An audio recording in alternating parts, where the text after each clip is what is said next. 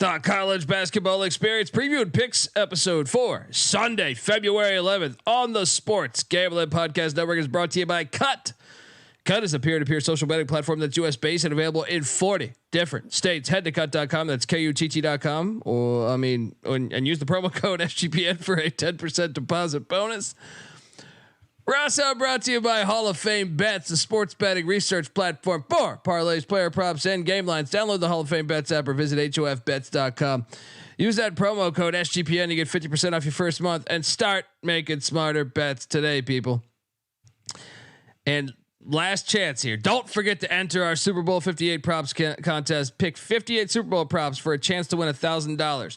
There's no gimmicks. We're trying to give you $1,000. Enter tonight or tomorrow morning for free. sportsgamblingpodcast.com/SB58 or in the SGPN app, which is free to download in the App Store and Google Play Store. And remember, as always, folks, to let it ride. This is Brock Purdy from Iowa State, and you're listening to SGPN. Let it ride.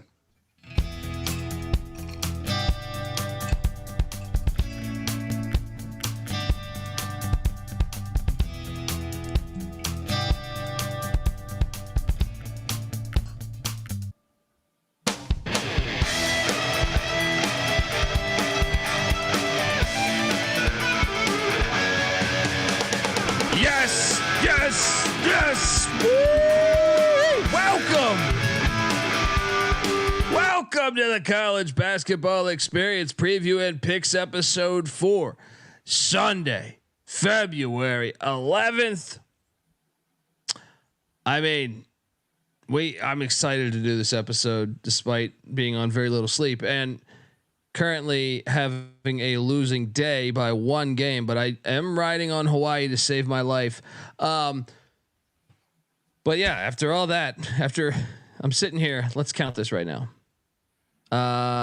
Right now we have 65 bets against the spread complete. And I am 32-33. But I have Hawaii pending. But even if so, it's not a good day for me. I'm not happy with my performance. We'll talk all about it. It's going to be fun. I'll say this though. If I can put my losses aside, today was a fucking glorious day of college basketball. I watched some games and I'm okay. Even if Hawaii loses. I watched some awesome basketball games today that remind me why I love the sport like I did in 91. You know what I mean? And today was a phenomenal day for a lot of those teams or a lot of those games. So we'll talk all about it. If you're wondering who the hell you're listening to, my name is Colby Swinging Database Dan, aka Pick Dundee. That's not a pick. This is a pick. He was raised in the land down under, where a man thinks on his feet, speaks with his fists, and lives by his wits. When Dundee happened, he was a superstar. I'm probably drinking too much and celebrating too much and not sleeping. Would have killed a normal man, but no, that's gone. The medical advice I got from that was like being hit by lightning. Pretend it never happened and get on with your life. I mean, and I actually think, I don't know that it was the big games that delivered. I don't think so. It was the mid-major ranks tonight or today. I saw some games that, God damn it, I love college basketball. Me and White Tiger were watching it all. And I said, White Tiger, we're giving you the key to life right here. A lot of people, I went out, had to take my dog to take a shit at some point. Went to the dog park, saw all these people, sitting there petting their Labrador retrievers. And I said, they don't know that they just missed some fucking classics. All right. They don't have the key to life. So White Tiger, I give you the key of life. I am joined by my co-host. Give it up for former video coordinator for Hall of Fame coach Bob Huggins and Frank Martin, host of the Big 12 College Experience, host of the Ride and Rush Show. Give it up for Ryan McIntyre, aka Money Line Mac. How are you doing, brother? Today was a marathon. Started shit, but gave out 75 bets on the day. Sitting at 39, 34, and 1. Please, UC Davis for win number 40 for me. Mac tonight. Come on, make it Mac tonight. I didn't realize we were battling on the island. We are. It was a 4-hour show last night. Yeah. So. Yeah, I mean, the key of life, though. The key of life delivered today, man. Like I said, look, I'll say this. My heart, even way before gambling, is with the sport. Yeah. Today was a great day for the sport, in my opinion. Some of the games I saw, unbelievable fucking games. Like I said, it wasn't some of the bigger games. It was some of the mid-major games. And my poor mother's here. My wife and my mother sitting, you know, there's no God's eye here at the house. So having to hear my dialogue in some of these games, priceless. What's up, Noah? What's going on, guys? Yeah. So we had one 50-50 day. We had one winning day. I had the losing day of the bunch. I'm 5-8 currently. Wait, I'm losing right now, buddy. I'm losing right now. I need Hawaii to break even. Yeah. Sorry. I need Davis to just go 6-8. But yeah, losing day for me. And yeah, I'm coming in because this sport's fucking amazing. Both it's so Mac good, and man. I are fans of teams that are just bare bones right now. Got blown up by 20 and 30 today. And we still do it because we fucking love the game. Dude, I like this sport is so good. Like I don't understand people that don't watch it. Like I said, going to the dog park, guys talking to me, all this bullshit, blah blah blah. And I'm like, yeah, I was just watching the Army Navy game. It was fucking insane. Army Navy football? No, basketball. And it's just like it's like the world doesn't realize, but I almost don't want the world to realize because then it will turn into corporate shit. So it's like one of those things where you're just in misery. You know, they say artists are in misery. You know, well, watching college basketball, you're in misery. You're in misery because you love the sport, you love it. But when you go out in the world and talk about it, and you're talking to Joe Schmo, and they're like, "What? What are you talking about? It's not March Madness yet." I'm like, dude, this is just like March Madness. It's fucking phenomenal today. Yeah. If you don't have a life and you can just afford to be a couch potato on a Saturday, it's the best day of the week because whether it's noon or 9 a.m. for Pacificers, it goes 12, 2, 4, 6, 8, 10, noon, 2 in the morning, and it's just back and forth basketball. That's fucking amazing. The best is that my wife, a lot of times I'm at the studio, so she's seeing how many games I watch at home now, right? And it's funny because my mom, she's like well tuned to this. She's like, "Oh, that's my son being my son. He did that in '93. He's doing it now." But '93, you know, you're busting out the bunny ears just to get a Marshall basketball game on. But now you just have you have access to everything. I was explaining it to my mom today. Just having access to everything is incredible. And for so many years, we were stuck with like it was Colby's dream 20 years ago. Yes. And now my mom's just doing the dishes like it's normal. Like me screaming at the TV. My wife's like, "Honey, it's just a game." It's like, "No, it's not. No, it's fucking not." Bettina was up 13. They fucking didn't even cover. I know. We got to talk about that. I did doze off a little bit at that point. Yeah. I did not sleep a lot last night. Went to half and dozed off a little bit. I actually wish I could tell you how they came back, but I woke up more about the 5-minute mark, and then I was like, "What the fuck?" Like they blew it. But if anything, at least they're consistent on doing that. Yeah. You know what I mean? That's like only the 10th time they've blown a double-digit lead. Game 1 was UConn. I'm so glad I didn't lock up Georgetown, even though I still didn't have a great night. But Georgetown got fucking destroyed. Hi, Ed Cooley, you're still rich, motherfucker, but you took an ass whooping today. Your thoughts? So yeah, I had a winning day, but my ass started 3-10 today, and I said, "Oh, where's the fucking bottle right now?" Because if this is gonna be one of those days, No, it was a rough start. Oh my god, It was a rough start and a rough ending, in my opinion. In the middle, I actually caught a little something, but I agree. I was 0-5 to start the day. Oh my god, it's a rough start, dude. My system finally failed. Georgetown had been fucking owning UConn recently against the spread. They always hung in there, but come on, Georgetown. How the fuck can you not cover fucking 18 or 17, whatever the fuck it is? Have a little bit of pride. Yeah. I mean, they're not that good, where they should be beating you by 25 in a game where they're going through the motions. That's ridiculous from Georgetown. Yes. I mean, this thing was like, I feel like 5 minutes into the game, I was like, good Lord. Why are they so bad at home? I don't understand it. They lost by 50 to fucking Marquette last week. Now they lose by 30 to UConn. Like, how can you not keep it within fucking 15? That's ridiculous to me. I don't understand that. Their talent's not that bad to be getting drilled by 20. I don't understand. And look, I know it's Ed Cooley's first year. But you have the transfer portal. Yeah. But I like perfect examples. When I look at what Rick Pitino did, now I know they still are struggling, but at least they passed the eye test. You know what I mean? Like, at least I'm like, hey, they're a pretty good team. They could beat any Georgetown. When they get drilled like this, I'm like, how did a Cooley not land better transfers? I don't get it either. I honestly, Cooley gets a fucking D this year for my grade. Yeah. I'm not fucking giving him a pass for being 1-11. I understand you're not going to be fucking in the top 4, but you should still be more competitive. Like, look at Pitino, perfect example. Yeah. Pitino at St. John's, Will Wade at McNeese. Yeah. You saw Jerome Tang do it at K-State last year, right? You can go attack the portal, bring in guys, and be Otzelberger at Iowa State. You can go like there. I would even argue that Madsen at Cal. They're way more competitive. At least they like.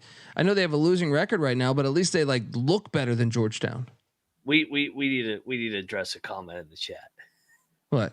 It's Daniel, right? Yeah, Daniel. Danny Hurley is not the best fucking coach in America. Fucking stop. I know he just won the national championship. Stop. My God. Come on, man. No, he's not the best coach in America. It's hot take Daniel. I mean, he said that Doug didn't mean anything to Michigan, and we saw how that worked out for the Wolverines today. Not even in the top 10. Great job winning the national championship. His roster's loaded. He's not the best coach in America. He's got to earn that. You don't earn that after one title either. Yeah. You got to go catch Self and how many others? I mean, didn't UConn lose in like the first? Didn't they lose in the first or second round the year prior? Yeah, they lost to New Mexico State. They're going to lose. That's what I'm saying. Yeah. Sweet 16 this year. They're going to get upset this year. They got to prove it. They got to prove that. Yeah. So Rutgers 78, Wisconsin 56. I feel like a week ago these Wisconsin fans were in here saying, "Why would we fade them?" Huh? I mean, look, I'm not saying I had the greatest fucking day today, but Wisconsin's Wisconsin, and they've been that way since fucking Stan Van Gundy. All right, that was a long time ago. They're a good program, but you just and let's talk about Rutgers for a second, because the announcers were making a case for them making a push potentially to the NCAA tournament. Is there enough there? Is there enough there for them? No, the problem is Rutgers got some bad losses. Now they do have some time, like you said. But I mean, you look at some of their losses in the non-con. It's not as bad as you think, though. Yeah, Princeton's actually not a bad loss. Yeah, look at it. Ohio State's a bad loss. In the defense of America, it was the Big Ten Network announcers and analysts that were talking about this. That's fair. We'd be saying the same thing about Bill Walton. So right? Yeah. If you put me on it, because like UCLA is building a case back up, right? If someone was like, "Hey Dundee, can you cover these SWAC games?" I'd be like, "Fuck yeah." I'd be like, "Let me tell you about Grambling. Grambling, if they win out they can get an outright bid. All right, because I got these teams winning this, but if Grambling wins out, they can get outright. So maybe fair there. Rutgers. If they beat Northwestern though on Thursday, then maybe the next 4 out. Like they're starting to get at least in position where they could steal it late. Well, they still have enough. Like when I look and I see Maryland and Michigan and Wisconsin again and Ohio State at home, they have enough winnable games. Like at Purdue's the one flat out loss, probably at Nebraska too or at Wisconsin, but I don't know. They're capable of winning that. I mean, they suck on the road, so I can't say that they just won. They should be favored. Road, so that's true. That is true. Yeah. That is true. I know Michigan sucks, but I mean, it's still winning on the road and at Maryland. That was impressive. Yeah. Lost $100 on Syracuse as Clemson wins 77-68. Fucking idiot. Hey, you guys played with Joe Girard for 4 years. Did you not know that if you fucking leave him open, he's gonna fucking make shots? I mean, what a bunch of dumb motherfuckers on Syracuse. Yeah, they kept leaving him wide open. I'm like, how's that man-to-man defense going? Oh my God. Well, I don't got the brain man cold, but they're fucking idiots. The Brown guys got whooped by Columbia. Absolutely whooped by Columbia. I had that on for 5 seconds. I watched. I tuned into it like 10 minutes into the game, and I was like, "Oh, they're beating them this bad. I'm done with this game." Loyola Chicago, dude. Is Loyola going to win the A-10? Dude, this was so brutal. If you had GW with me, I'm sorry. We should have won this bet. GW had the lead with 4 minutes left. And they somehow completely collapse. Loyola's only lost twice since December 16th. I know. They're rolling. They find ways to win. I was impressed. Didn't watch all of it, but and I knew we should have locked up IPW. You fucking IPFW. We should have fucking locked them up, man. I knew the revenge. I'm mad at myself for a couple locks today. That's one of them. I did not lock LSU, but did you? I couldn't believe this. So, how did LSU just fold like this, dude? Well, first off, I couldn't believe this was so great. You know how YouTube TV has the quad box? Yes. It's I just get done doing the morning show. I make breakfast for my mom and my wife, right? So it takes me about 30 minutes. 45 minutes to make breakfast, and I got the quad box, and I go and check out the quad box, and it's like I know all the 9 a.m. games. It's like Georgetown, like UConn's up 24-10. It tipped at the same time, right? Yeah. Wisconsin Rutgers is like 8-6, right? Syracuse Clemson's like 24-20, and then the Alabama LSU game is 48-45, and I'm like, what in the fuck? Yeah. I thought it was a rerun. I was like, do they have a delay and they're going to a rerun of an old game? Where the fuck was the defense in this game, man? LSU was so fucking bad defensively down the stretch. Like all Alabama does is shoot that cha-cha-cha fucking 3-point offense that they run that never works in March, and that's why they always fucking choke.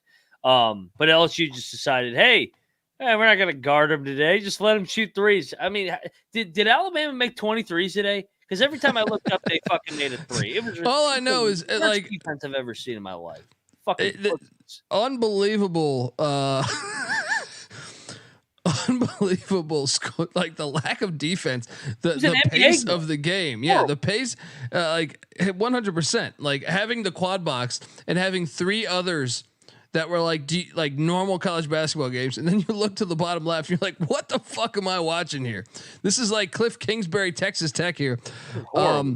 LSU led at with 9 minutes left, and Alabama went 18 of 44 from fucking 3. This fucking lucky ass. But by the way, he's the second most unbearable coach. He bitches every fucking possession. I can't stand him. Him and Hurley are I can't stand him. Unbearable to watch. I actually respect Hurley more.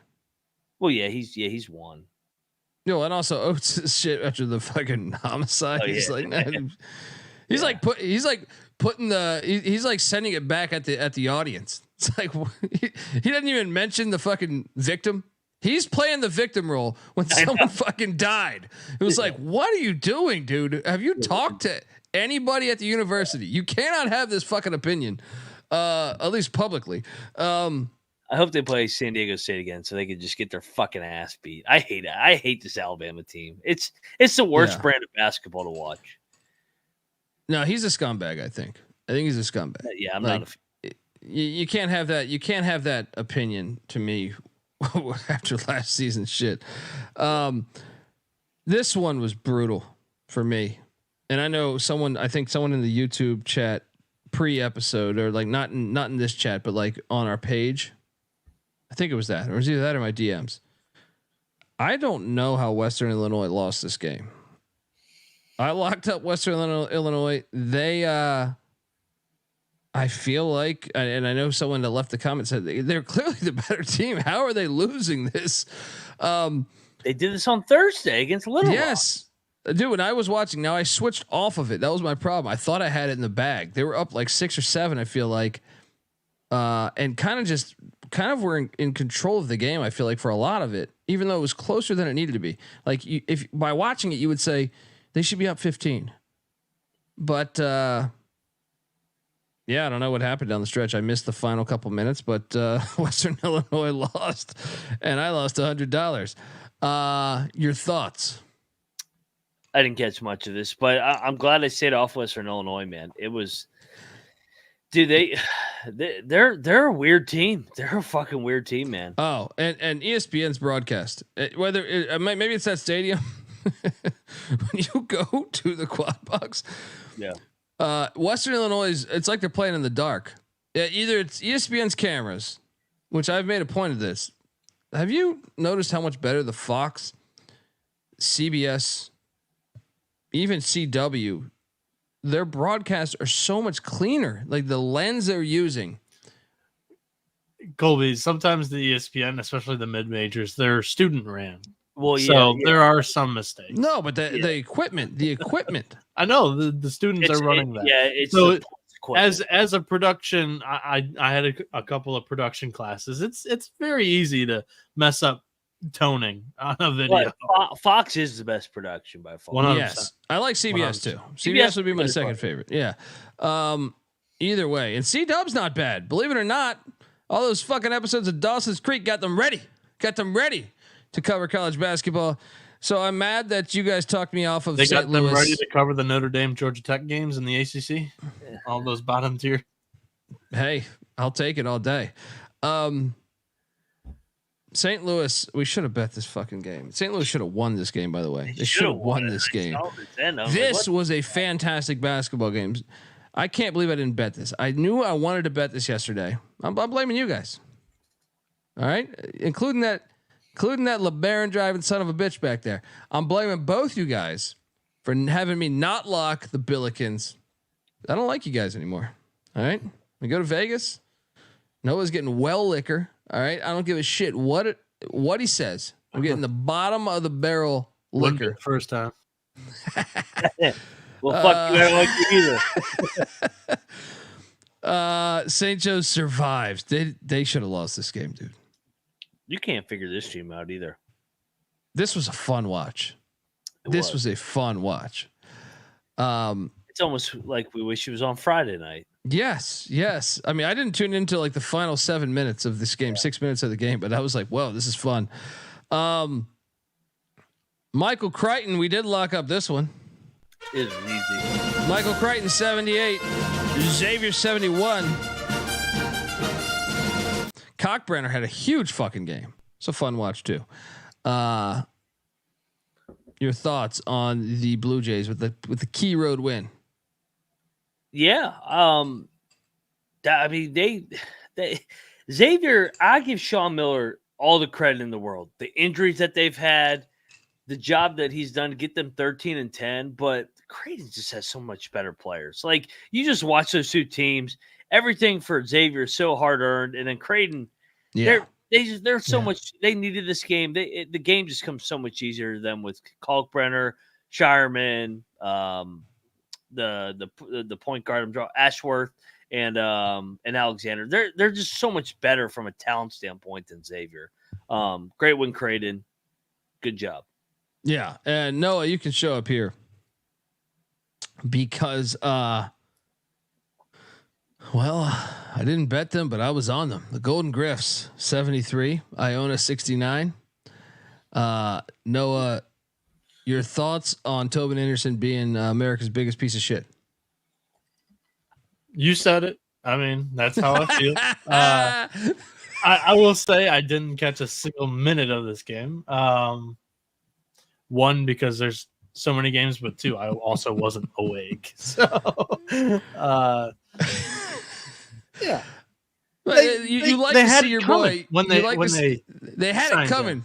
Yeah, they did. He's a front runner.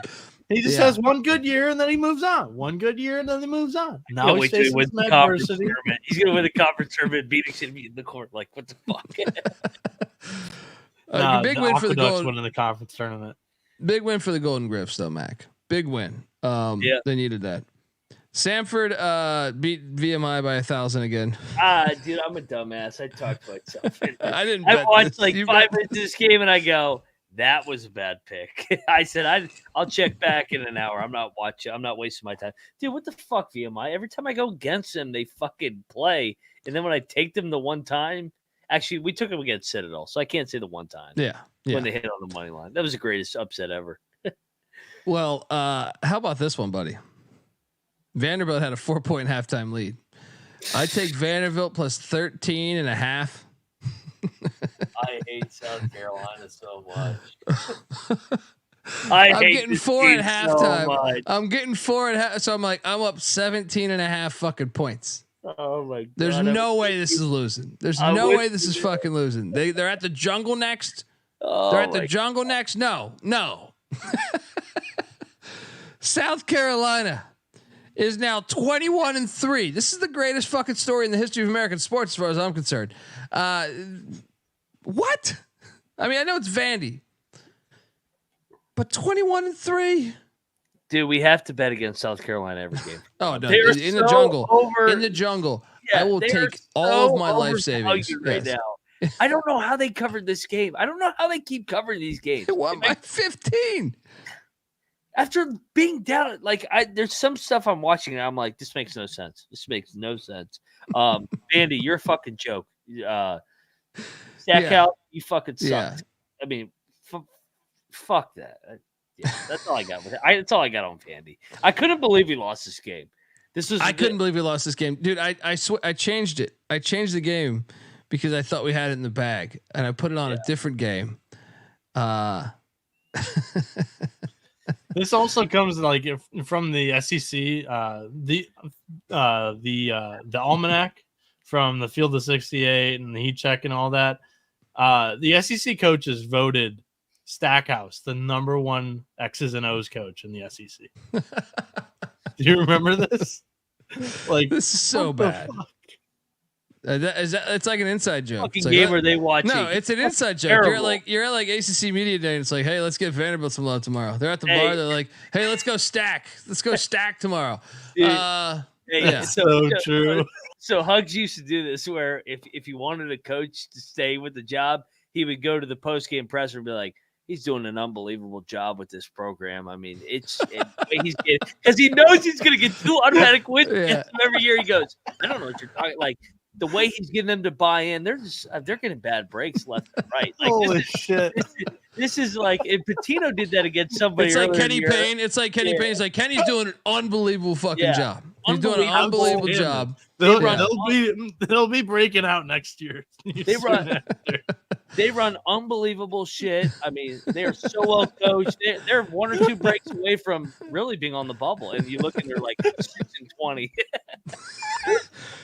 That was a Hug special. That's great. That's great. That's absolutely fucking great. Central Connecticut State is a wagon.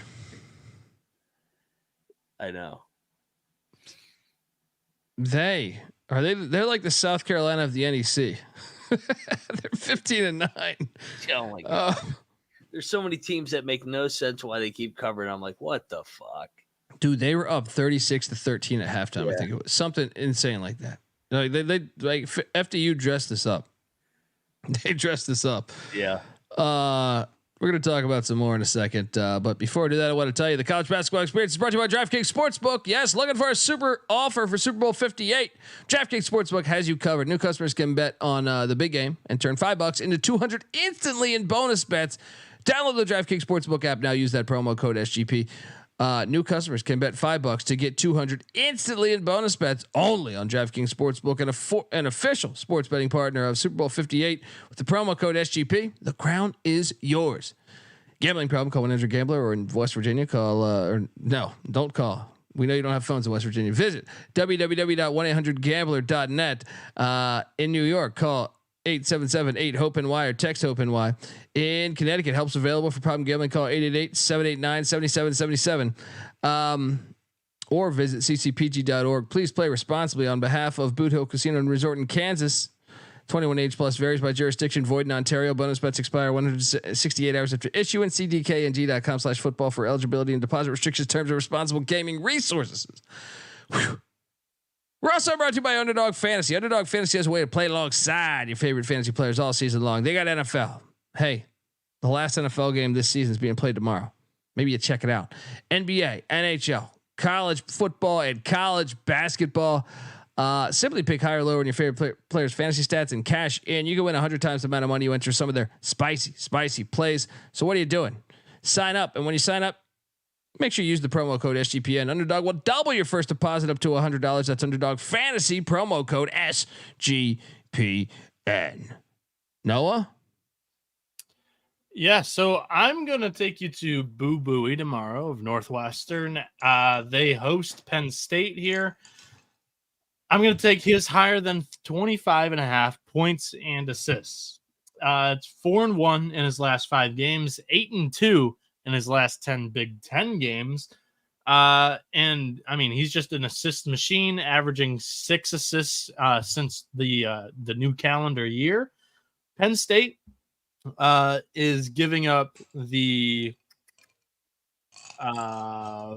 53rd most assisted field goals made per game in the country. And Northwestern is also one of the highest in assisted field goals made in the country. So they're 27th in that category. So I love this play. Boo Buie's been their leading scorer and also racks up a ton of dimes. So higher than 20 and 25.5 points and assists for Boo Buie. Let's fucking go. Promo code TCE SGPN Underdog Fantasy. If you sign up, take a screenshot, show it to me at the Colby Dant on Twitter. Send you a college basketball experience t-shirt. Brand new too. Oh boy, this one. So I normally do 1 unit bets.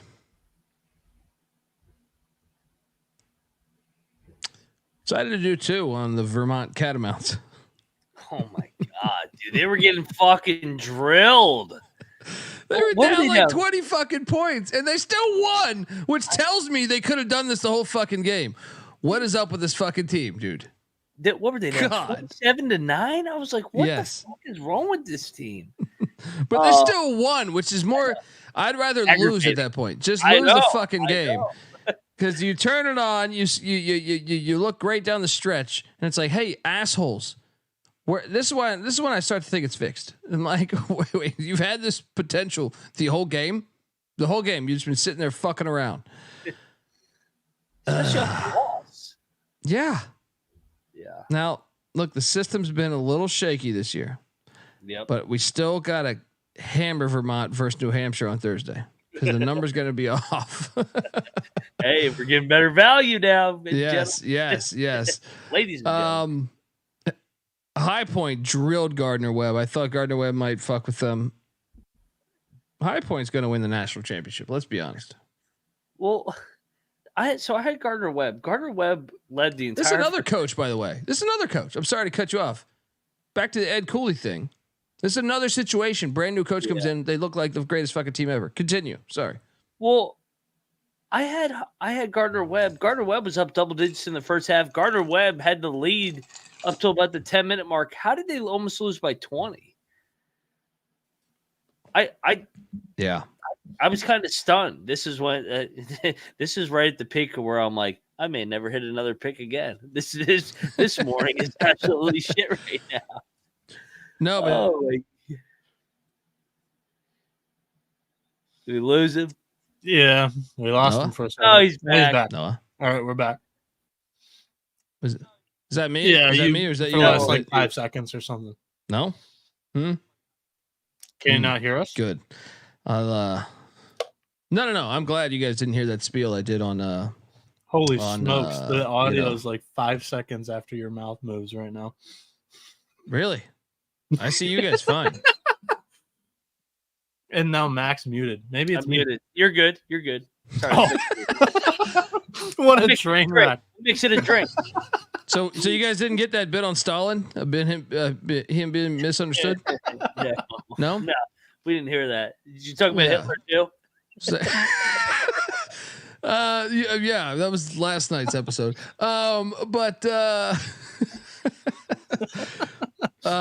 High Point's the greatest team ever, Noah. They're like Stalin in 38.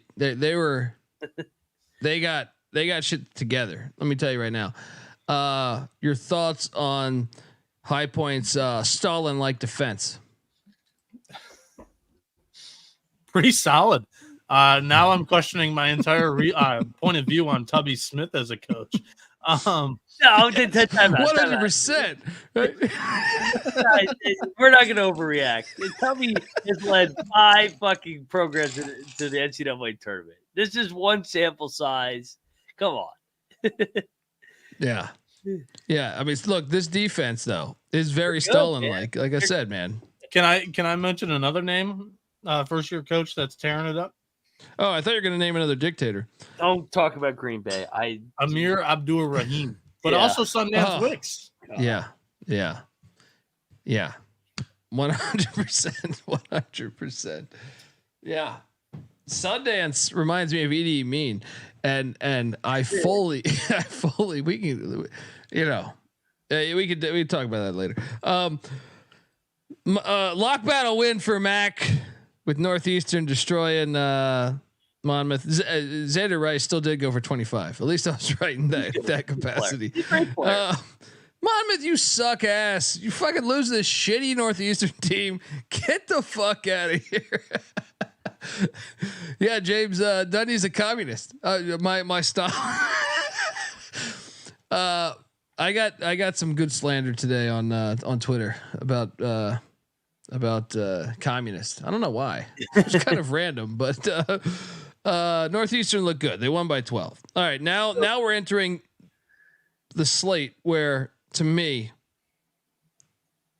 I fell in love with college basketball all over again because. Did you watch the Toledo Appalachian State game? I saw the ending, dude. What a fucking game! Dude, this game, we need was Max. bananas. We need that every year. Yes, dude. This game, Toledo was up like double digits. Toledo probably should have won the fucking game, but the App State, battled back that home crowd, and this game was a back and forth. It was like a fucking heavyweight fight back when boxing was actually good, like Joe Louis and shit. You know what I mean? Like this game was an incredible watch. App State 109 in double overtime. Toledo 104. Holy shit! Toledo still covers for us, but this is college basketball at its finest to me. And then, and I love the announcer. The fucking announcer. One of the announcers that was doing the App State game was so App State. Look, I wanted App State to win the game. But the announcer, first off, you can tell he's got this like ridiculously Southern drawl. And anytime there's like a question of ball, it's like, well, this gotta go App's way. It's gotta go App's way. All right. I don't know about you, but I see it going App's way. And you're like, I don't know, man. The ball kind of hit off the fucking Appalachian State's foot. But whatever, man. I got App State too. Great guy on the call there. You say he's a little biased. Yeah, I mean, just someone that you're not used to. Look, I think I'm so sick of squares on the microphone. Yeah. So I encourage all these universities to get some fucking personality on the microphone. You know what I mean? Like 90% of announcers suck, in my opinion. So like, get this dude sounded like a dude that like you sound like your drunk uncle, like a drunk uncle in Boone, North Carolina, was on the fucking call, and I thought it was fantastic. What a fucking game! App State is now 20-5. 20-5. I did not see this coming. Them and JMU is going to be fucking fire here in the tournament. And remember, they've already swept JMU. I know. And then to me, the game of the day. All this was going on at once. And this is what I mean. For like a solid hour and a half, I was so entertained by college basketball. Now the whole day, but for 1 hour and a half, it was like crazy game after crazy game. Army and Navy was just. This game was on crack. Army pissed away this game and probably should have lost. They should have won by 20. And then they pull a fucking Grant Hill Leitner. They throw a 75-foot pass, and they're what I thought was their big man caught the ball. He gets fouled on a 3. How do you foul that guy? And then he nails all 3 free throws. Army, I've watched Army a lot this year, more than normal. One of their downfalls is they can't hit a fucking free throw. This guy steps up and nails all 3 free throws to win the fucking game, and I'm like, oh my god! Not only win, because they were down, they were only down 1, right? Not only win, but to cover for us, I just couldn't believe this was one of the greatest, in my opinion. This is I need to do an article for SGPN where I rate the top 5 or top 10 college basketball games of the whole season. This one's on there. They stormed the court, by the way. They stormed the fucking court. Jeff Monken was there, their football coach, and he was riling up the fans. And like I said, one of the dumbest fucking. Okay, Mac. You worked with Hall of Fame coaches. Yep. There's 5.1 seconds left. Army is up 3. Right? Wait, was it 3? Yeah, it was 3 because they fouled. They foul. So Navy inbounds the ball about 94 feet from their basket. Army fouls within a half a second. Right? Navy makes both free throws. Yep. They inbound the ball. Army does. And they throw the ball out of bounds, essentially. Of course they did. I don't believe. At 5 seconds left. I still don't know that I believe in the foul rule. I know earlier in the year. Yeah, I'm not the biggest fan of foul 3. I know the analytics crowd loves it. The analytics crowd loves a lot of things. I think you trust your defense. I think at least got to let him get to half court. Like if you're gonna foul, you can't just inbound the ball 94 feet away and then foul. It's like, what are you doing? What are you doing? You took a half a second off the fucking clock. This game was insane. But I know the crowd will be like, "Oh, Mario Chalmers against Memphis," and there's also been plenty of circumstances the other way. I think you got to know your team. If you're a really good defensive team and discipline, make a contested 3. I mean, I know the chat's saying you got to foul, but at least you don't foul right away. Let the motherfucker at least get to half court. You know what I mean? Let him at least get to half court. You don't just foul 94 feet away. They love going for 2 too. I mean, some of those decisions. Oh, the football one is lost. They're stupid. The basketball one I understand a little bit more. The football one is insane. Yeah. All right, Colby. I'm gonna put you on a pop quiz. Army's 362nd in free throw rate in the country. There are 362 teams. 60.8% from the charity stripe. How many guys made 3 free throws for Army in today's game? I'm going to say 1. Just a guy. Dude, did you see how he shot him? There was only 2. Everybody watching the show, you've got to go watch the last 2 minutes of this game. When the guy goes to the free throw line and they're down 1, I go, well, he's not going to make all 3. So I thought he was going 1 of 3, dude. I thought overtime was happening. I was like, let's do double overtime. And then he makes the first. I go, fuck, how the fuck did that go in? Then he makes second. I go, holy fuck, he's definitely going to. And then he makes third. I'm like, holy fuck. Dude, actually, I got pissed on the third one because the ref giving him the ball, he had to come off the line. So that like to me, like it fucks up your rhythm. The first two, he got it right there. He had to like go grab it a little bit, and I'm like, motherfucking ref, you. I'm like, this is where I had it ready. I was like, this motherfucker's working for Vegas. Yeah. I was like, has he short him the pass about 4 feet? He was a midshipman, that ref. Colby is ripping on the 650th ref that's working. No, dude, I was already Googling that fucking ref. I was like, I'm going to your fucking house tonight, man. You short arm a fucking pass there. Usually Ken Palm has the refs' names listed on here, but he doesn't for the Army Navy game. So there were 2 guys that hit 3 free throws in this game. And you said big man. So I think that kid was a freshman.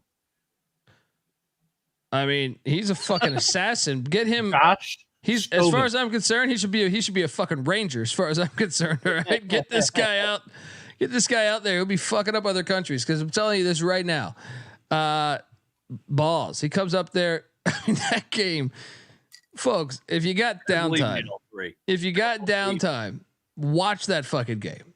That game was why college basketball is amazing. This is why you don't need anyone that says, oh, you got to have the first round draft picks. Yeah, it's cool to see great players, but at the same time, this fucking game was amazing. Did you see the loose ball with 10 seconds where I swear to God, all 10 guys on the floor dove for it like it was a and then it's just and they foul. They're out of position. The ball, like it's like freaking Smear the Queer back in the day. The ball comes down and he just goes up to shoot it, and the guy decks the guy. I go, good God! I mean, this fucking game's out of its mind. This is the one where like my mom was just doing dishes like it's a normal fucking day. My wife's sitting there saying, "Honey, relax." I'm like, oh fuck this. I'm sitting there to say like, how do you foul this guy? How do you foul this guy right there? I didn't even see the ball. It was like a fumble Ruski drill, and I'm like, where the fuck's the ball? He's shooting it. No, don't foul him. That game was great. Game. It was so absolutely great game. So Army Navy. It was great. So look, I went from Toledo App State watching that. Or actually, I think Army Navy ended first. Yeah, I can't remember, but then you had Green Bay Youngstown State, and look, I'm on Green Bay plus 10.5. I didn't think Green Bay. Like I definitely thought Green Bay should have covered. That was the right side. However, I thought Youngstown should have won the game, but Green Bay stole this fucking game. This game was insane too. I mean, and you guys are right. It was much more lit today than it was the other night. Yeah. And this was an awesome college basketball game. Didn't have Noah Reynolds today. Unbelievable, How man. did they win this game? When I saw Reynolds, I'm like, oh, Youngstown's gonna win by 20. I was right, but dude, Green Bay, I don't get this thing. I don't think they're that good, but they just keep. What's that dude's name? Preston like Rudinger or something. That dude's nasty. He had a fucking huge game for Green Bay. Oh yeah, no, he stepped right up. That was a great fucking watch, man. I mean, I thought Youngstown should have won the game. I mean, I don't want to say should have because it was really like a back and forth game. They should have won it, but yeah. They were up like under the 2 minutes. Youngstown was kind of up the entire from like 3 minute mark below, and Green Bay got their first real lead, nailing a 3 under 10 seconds left. And what a fucking game! It was a great game, man. Dan Wicks maybe should be National Coach of the Year. The job he's done there. Yeah. I mean, that roster is not that good when you watch them. They just find ways that they believe they find ways to win games. This game was incredible. Yeah. This game was incredible. And to me, the games kept being heaters. I lost $100 on Indiana State, but even this one, we had to sweat. Had to sweat. I mean, Indiana State pulled away with like probably a minute and a half left. It was a good game though. And we didn't hit there. Or I mean, I don't know if you bet this. I bet this. And then I did hit this, and I hit this on the fucking money line. I told you, folks, I might have failed you with Vermont. I might have failed you with some other plays, but this one, I told you about this old Patriot League money line play. What if I told you Holy Cross was down 21 points in this game? Wait, what's the 21? It was something like that. It was around there. Yeah, it was something up there like that. Holy Cross won outright at the buzzer. Yep. And the best part about this was, if you're watching this game, the camera work was very shady in the final fucking seconds. But this game was in fucking insane. Holy Cross and Dave Paulson get it done. Dundee play. In my opinion, this might be the play of the day. There's only one other team for me. I mean, Holy Cross was down, I don't know, 16, 18. I don't remember the exact number. But down the stretch, this game became incredibly hilarious. I want to say American probably had a 10-point lead with the 5-minute mark, something like that. And they lost the fucking game outright. No overtime. Unbelievable. Unbelievable game. Like, this is what I'm saying. College basketball delivered hard today on the mid-major ranks, because that was like 5 straight games that were fire. And yeah, Holy Cross is gonna win the conference. Your thoughts? I don't think they're gonna win the conference, but great win, Holy Cross. You know, I like Holy Cross. I didn't bet them today, but glad they got to win. Texas A&M Commerce took down New Orleans. Didn't see that one coming. And then we can talk about this one. This was a fun watch too, and I think the score's a little bit misleading. We cashed on Michigan State as they won 88-80. It's a good game, man. It was a good game. Back and forth, good game.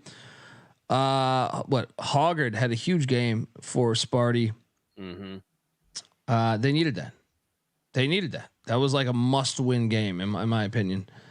And then you had TCU Iowa State. Glad I did not bet this. I thought about betting this. I was very close to betting this. TCU loses by 12. Iowa State gets it done.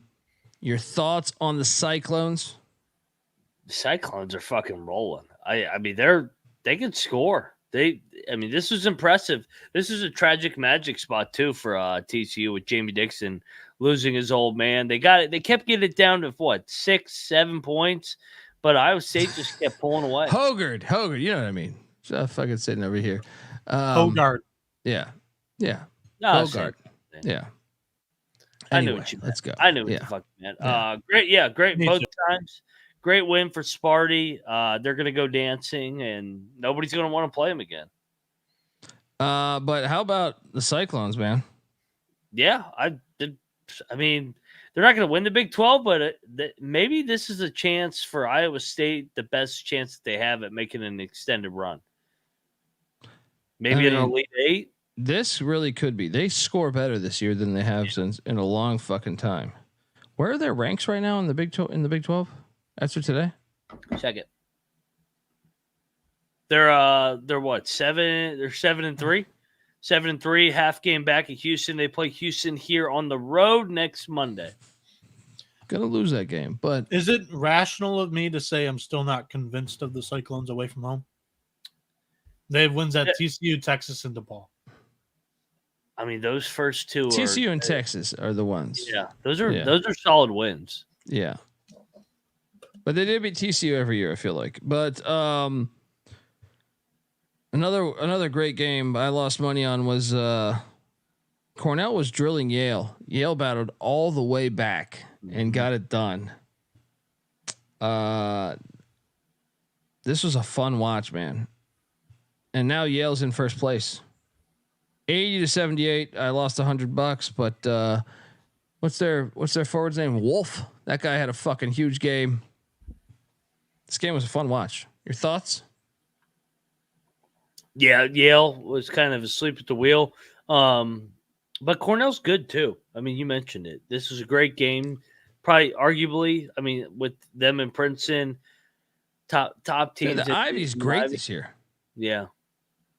This is the best the Ivy's been in like 20 years, I feel like. Yep. Yeah. Lost another 100 on Middle Tennessee beating the Airport. Middle Tennessee get their first road win today. Perfect. Comeback too. You can't go 5 for 21 at 3 or from 3 at home. Can't do that. Fucking Airport. Duquesne, huge win for Duquesne at St. Bonaventure as they win by 6. Didn't bet that game, but nice win for Duquesne. Your thoughts on the Dukes and CJ Sullivan's bunch? Yeah, man, they've been playing a lot better ball. I mean, they, like you said, man, they struggled early in A-10 play. They found themselves well coached with Keith Dambrot. That's a good win over the Bonnies, man. especially at the Bonnies. That's the Bonnies huge. have been fired home. Yeah. And then remember that time we bet North Dakota? Yeah, finally. I mean, I kept betting them. I was bound to lose one. No, I never bet them because I thought they had way too many staples. I fucking hate North Dakota. All right, because you fool me. You win that many games in a row. What was it, 8 games in a row or something? I jump on it, and then you only score 47 points at home against fucking UMKC. You fucking losers. I'll never take you again. You are a pretender of a fucking institution, and I wish syphilis for all you fucking people. Folks, I want to tell you the college basketball experience is brought to you by Super Bowl 58 props contest. $1,000 to the winner. There's no gimmick. We're not asking you to do anything, pay anything. No, we're just gonna give you $1,000. Pick 58 props for Super Bowl 58. Enter today, sportsgamblingpodcast.com/SB58, or the link in the bio of this episode, or the SGPN app, which is free to download in the App Store and Google Play Store. So hop on in, Slim. All right, $1,000. Just giving you away $1,000. Sign you up, your girlfriend, your dog, all this shit. We're also brought to you by Cut. Cut is a peer-to-peer social betting platform that's U.S. based and available in 40 different states. P2P social betting is a new and better way to bet. Bet directly against your friends and other users on sports, politics, pop culture, and other events with verifiable outcomes, plus a ton of fun social features that give it a feel of a betting social network, so to speak. Cut off also offers lower vig and fully customizable odds. You can create your own bets. What are you doing, folks? You want to bet? I mean, you ever been? I don't know about you guys. I went to East Carolina. When I say went, I lived at East Carolina. I didn't go really. If we're really pulling back the curtain, you ever bet on how fast the pizza man's going to show up? Academics number 1. Yeah. Sports number 2. I'm telling you, I can remember a time at ECU where we all put $100, and we probably had about 8 people in this bitch. We all picked a minute that the pizza man would arrive. Right? We ordered pizza, and we all picked a minute where the pizza man would arrive. I did not win, but my point is that you can create your own fucking bets. Why not bet? It's Super Bowl Sunday tomorrow. You're going to be sitting at home having cocktails. I encourage you to not only bet on the Super Bowl and the Gatorade color, but bet on the fucking pizza man arriving on time. All right. Check out cut.com though. That's what's great about it is you can create your own bets. They handle the payment side of things. So you never have to chase down old Stevie, coming out of the movie theater. And get this, our partners at Cut are giving away $5,000 to the user who refers the most new depositors by the end of Super Bowl weekend. All you have to do is invite your friends to sign up for Cut via the invite button on the dashboard there and have them deposit before Monday. And the user with the most deposited referrals will get $5,000 in site credit automatically added to their account next week. So head to Cut, or head to cut.com. That's KUTT.com. Use that promo code SGPN for a 10% deposit bonus. We're also brought to you by Game Time. Buying tickets to your favorite event shouldn't be that stressful. Game Time is the fast and easy way to buy tickets for all sports, music, comedy, and theater that is near you. With killer deals on last minute tickets and their best price guarantee, you can stop stressing over the tickets and start getting hyped for the fun you'll be having at that very event. So what are you doing, folks? Snag the tickets without the stress with Game Time. Download the Game Time app today. Last minute tickets, lowest price guaranteed. Use that promo code CFBX for $20 off your first purchase. Once again, redeeming code CFBX for $20 off. Download the Game Time app today. Last minute tickets, lowest price guaranteed. All right, we are back. I was joking about the syphilis line. Sort of. Butler 75, Providence 72. This game was fantastic. This was a great watch. Just one of the better big game watches today. Thad Matta, did he just punch his ticket to the big dance? They're getting there, man. They're as long as they don't collapse, I think Thad Matta and the company's going to be dancing. That's a big time win. They've been playing good ball. They won 5 out of 6 since we called them out when they started 2-5. if they can get one of these next 2 home games, they got Marquette and Creighton coming to them. Just get one. I think that puts them in a great position.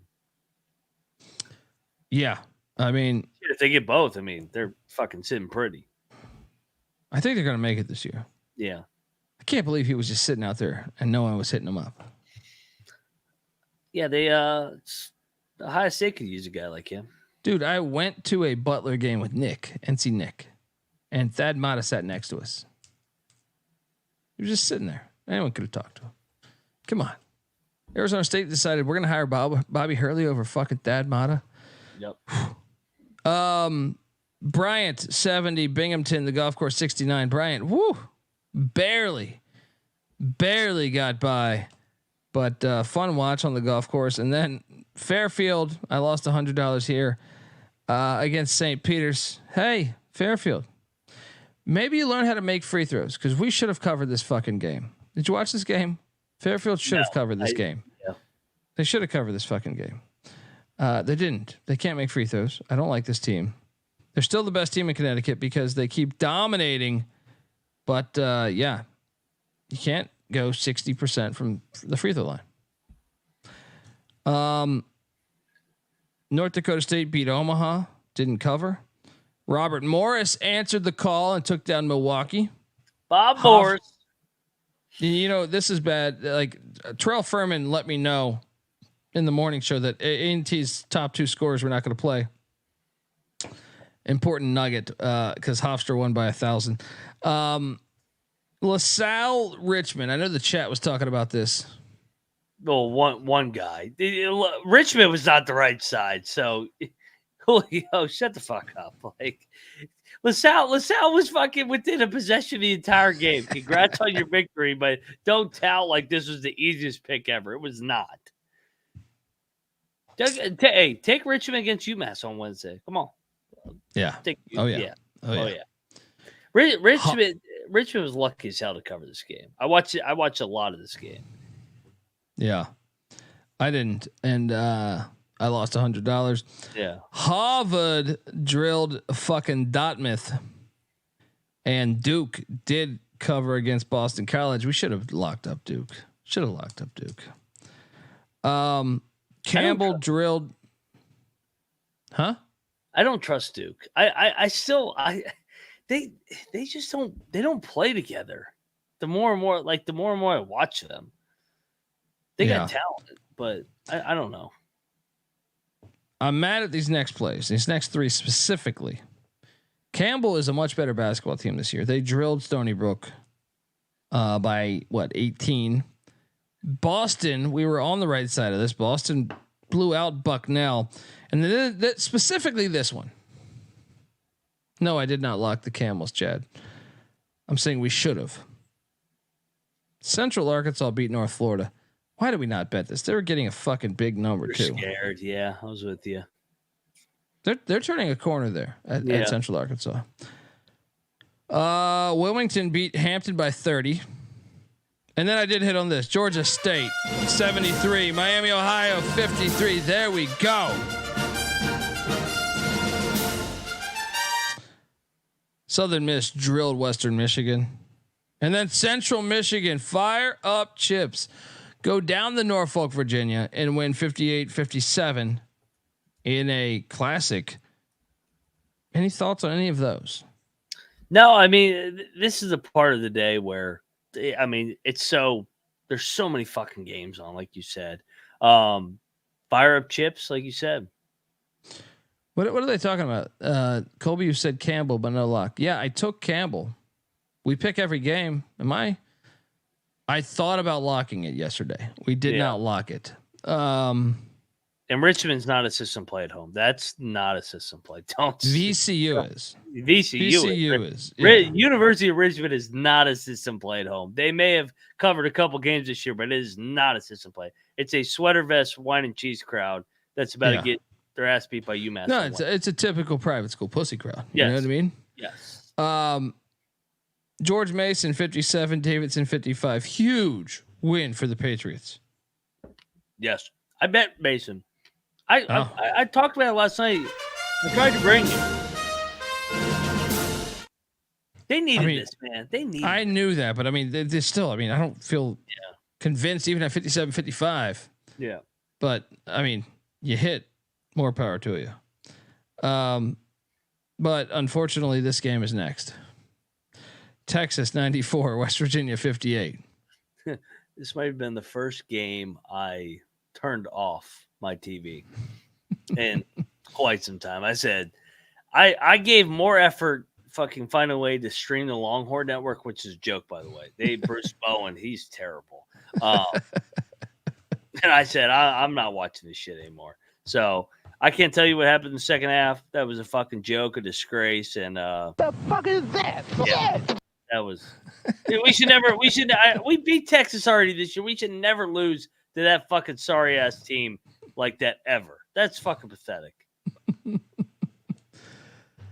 What is that? What is that Drew saying right now? When Colby say a team but no lock, they ended. I didn't bet them. I did not bet Campbell on last night's show. What are you talking about? No lock means I'm not locking it. Yeah. Right? Yeah. I mean, Daniel, sometimes that can change like the next day. This is not an exact science because some days like you're looking and you just say, hey, let me bet more. And I'm not going to all of a sudden start a new podcast for that. But 99 out of 100 times, it's pretty set. We hit here. We knew the line. Now we got a problem. Now we got a problem. We knew the line stunk. Longwood gets it done against Winthrop. 84-74. The line made no sense. The line made no fucking sense. Your thoughts on Longwood taking down Winthrop? Yeah. I mean, we were on this too. Real quick, we got to address Mel's comment in the chat. What's Mel's comment? I was not adamant that they were going to fucking beat Texas too. Like I was like, well, wait. It's like when I take ECU. Well, I'm going to bet ECU every time. Yeah. And it's the same people. Yes. West Virginia got their fucking ass kicked today. You guys are the same crowd that took Kansas and Texas in Morgantown. Yes. You could. It gives and takes. I mean, West Virginia's been like a 500 team the last 6 games. But there's a thing called pride, right? And to me, if I'm gonna throw $100, I'm gonna watch every ECU game. I just am, unless my wife is giving birth, then that's pretty much the only time I won't catch an ECU game. And even if I miss it, I will catch it on replay. So I still want to have money on my team. You know what I mean? Like it goes with it. But I mean, when you cash, you talk shit about it. Yeah, that's what we do. If you've taken every West Virginia money line in Big 12 play, you're in the green. We're fans first. Yeah. I'm just saying, if you've taken every West Virginia money line. We hate Texas first. Yeah.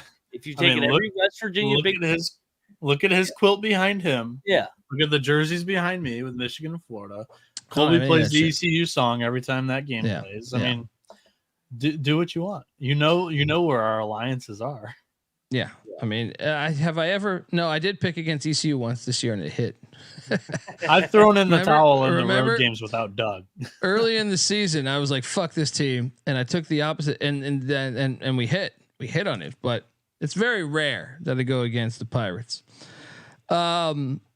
No, it does never bet on Michigan, though. That's the only thing. Gotta love it. I mean, come on. What the fuck are we doing this for? We love college football, college basketball, college baseball. I mean, come on. That's part of the fun. If not, it would be the fucking NBA or NFL. Yeah. No, we have passionate fan bases and we'll be blind and we'll take them at all cost. You know what I mean? Let's go. NT Nick, I get a text from him once every 48 hours about how great South Florida is ATS. No, right. Wait, I think he got a different number. Number. No. 3.5 was the number. I don't know. Maybe last night would have been 4. Yeah, I got 4.5. I won it. I was like, yes, right. Well, I think majority had South Florida because, had 3.5. Okay. But I mean, I don't know. I'm talking out of my ass. I'm just, I got text that South Florida covered, and their ATS record's incredible. Youngblood had a huge game. This game, I did watch some of this game. Dude, South Florida 17-5 in year one. How long is Abdul Rahim in Tampa? What's today's date? Few more February months. 11th. He'll be about. Is he really going to be a one and done? 60 days. Where though? Where? DePaul? Florida State. If Hamilton retires. What about Oklahoma State? I think it's East Coast or South, because I mean, just kind of his roots. I would say Virginia Tech before Oklahoma State. You think Virginia Tech's gonna fire? What's his name? If they don't make it, there's going to be a conversation. I think. I think Young gets another year, but yeah, no, he's gonna get another job. Yeah, 2 months, man. Yeah, I don't know. They're a fun watch, man. Shout out to them. And then we cashed on UT Arlington. It took overtime, but we got it done. 71-63. Also, the Jacksonville Dolphins won despite their coach getting kicked out of the game and him yelling at the athletic director. It was fantastic. Shout out to them. Why did we not take Fresno State minus the 1.5 against Air Force? Because they won by 2. Shout out to Judd O'Connor, who goes, by the way, I randomly found you guys on Spotify. Tough to listen to you guys with the kid in the car, but love the show already. Well, I understand. But that's why, I like, my personal opinion, Judd, and I'm grateful that you're listening. They're going to find out anyway. I'll try to refrain from the some of the statements. Syphilis, though, I mean, he's not going to know what that is. I had the show in the car at one point last year with my parents in the car, and they thought it was the funniest fucking thing ever when Phil Martelli was on the sidelines and Colby said it looks like somebody strapped him in an electric chair and zapped him, and his hair just got all frizzy. They're like, "What the fuck is this?" Hey, but it's funny as fuck. Well, I don't even remember saying that, but and I love Phil Martelli, so I must have been consuming. But what I can say is that I was raised. I'm the youngest of 2 biological, but 2 others, I would say. I'm the youngest of like 5, and my household. I'm just saying I got introduced to a lot of things at a very young age, and look at me. Look at me these days. Anyway, I'm fucking with you, Judd. Welcome to the party. Western Carolina destroyed Mercer. What a fucking win for the Catamounts. Unbelievable.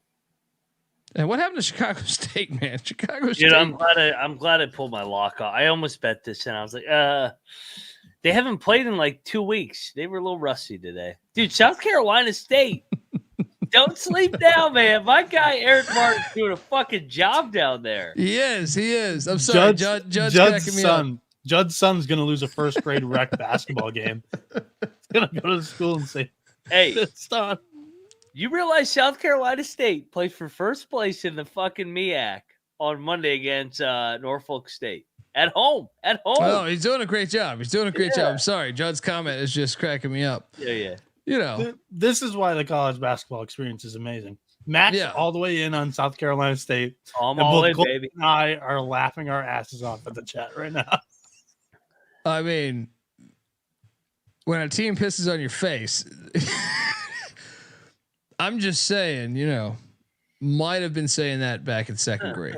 Hey, shout out to Judd. I also bet Lemoyne plus 9.5. That was stupid.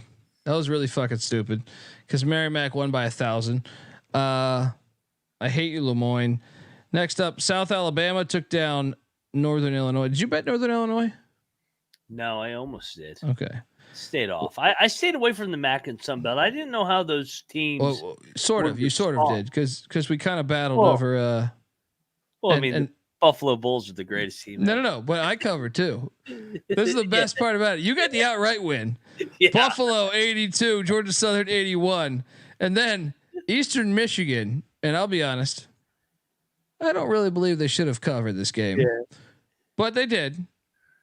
Well, it depends where you got the number, but I think it closed at 7, so you by a point. But I covered by a half a point because I got the worst of that fucking number. But Eastern Michigan, fly baby, fly, and Buffalo cover. How does it feel for your Bulls to get that big win? They're now 3-20. I mean, Georgia Southern, they're fucking 4-18 and they're laying 9. I was like, what the fuck is this world come to? I said, timeout. This is way too much. This game was hilarious. This game was fucking hilarious. Dude, they're up like 20 and they almost lost. I was like, come on. Dude, Ohio got drilled by Arkansas State. Yeah, wow. Glad I didn't bet that. I was close to betting that. Eastern Illinois, did they cover against Morehead? I think they did. Yes, they did. Didn't bet that, but I did bet this. Charleston minus the points against Drexel, 80-70. Cougs get it done. And then, if you listen to last night's show, maybe at the end of the show when you asked our top plays, might have forgot about this one. But while we're going through, I said this is one of the best plays of the day. Florida destroyed fucking Auburn, 81-65. How do we forget this on the end of last night's show? Did you say that, Noah? No, I didn't mention it. I actually went too many fucking games. I know. When we were going through, I was like, "This is one of the best plays of the day." Yeah. No, it was easy. We each got 2 though, so true. But I'm saying you still have 160 fucking games. Hey, how about we divide up some of these games to Friday? Just an idea. Florida dominated from the fucking start, man. Yep. Dominated. They're up like 30 at halftime. Yeah. Noah, come back. I'm kind of buying into Florida these days. They're good at home, man. They make shots. They won at Kentucky, though. They make shots anywhere. They struggle to play defense away from home. That's going to be the thing that's probably the Achilles heel for this team in March. But they're a tournament team, dude. Yeah.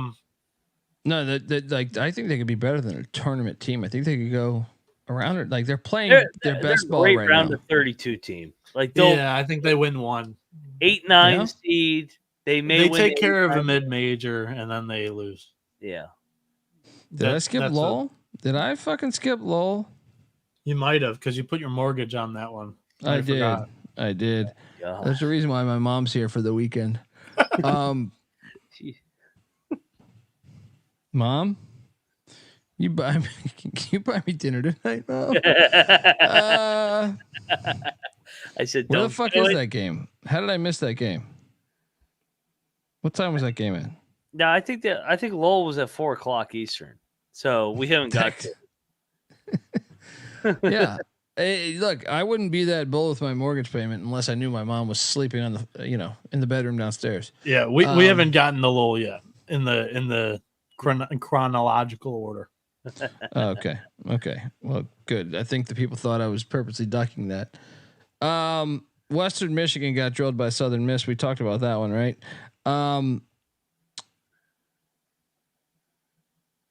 Alcorn State beat Pine Bluff. We should have locked this one. Why did we not lock this one? Yeah. Been burned enough by Alcorn. Oh, dude, and I feel like you brought me into this one. You two-timing piece of shit. Murray State -7. Dude, they were up like double digits. They fucking folded. They won at the buzzer. They won at the. I needed the game to go to overtime. I was like, please miss. Of course, he nails the 3 at the buzzer. Murray State 73. The Purple Aces 70. Fucking pussies. Come on, Murray. It's fucking Evansville. Fucking drill their ass. Yeah. And then Texas. Double digits. Yeah. Texas Southern got it done against Florida A&M in overtime. Of course, they didn't cover. Well, Florida A&M's all of a sudden like a wagon. What the fuck is happening here? Folks, I want to tell you that the college basketball experience is brought to you by Hall of Fame Bets. Yes. Win bigger by betting smarter this NFL Super Bowl season. It's Super Bowl season in February. The sports betting analytics platform for parlays, player props, and game lines. Research every NFL, NBA, and soccer bet with historical stats and data. Stop betting in the dark and join over 30,000 users researching with Hall of Fame bets to craft more intelligent, data-driven parlays. Download the Hall of Fame Bets app or visit hofbets.com. Use that promo code SGPN to get 50% off your first month today. Start researching, start winning with Hall of Fame Bets. We got 1 minute 8 seconds and 50 milliseconds from Rob on the over under cocktail run for Mac here. Hey, Coke Booker. It happens pretty much every year. I have not been in the office for about 6 weeks. That's my fault. So it's for saying it on last night's show. Yeah, I think it is. If I had to bet, it is. But I will say one of those days, our experience was not great. So we tried to negotiate. I know Kramer was telling me like, "Hey, we should dip out of this arrangement next year." And I thought we made arrangements. That was Friday. Okay. I thought we made arrangements, but I don't remember. That wasn't Westgate. Yeah. This is way Belmont, over. Yeah, Belmont 96, Valpo 78, Noah. Belmont's good. Yeah, they are, but they're not this good. Valpo just didn't show up. There he goes. Fucking not working. I'm trying to fix it up though. What are you talking about? My fucking ice machine won't fucking work. I'm trying to fucking fix shit. Yeah. Sorry for the delay. Overhits for the cocktail. He's like fucking Sharon Stone in Basic Instinct. He's just fucking stabbing ice. Work.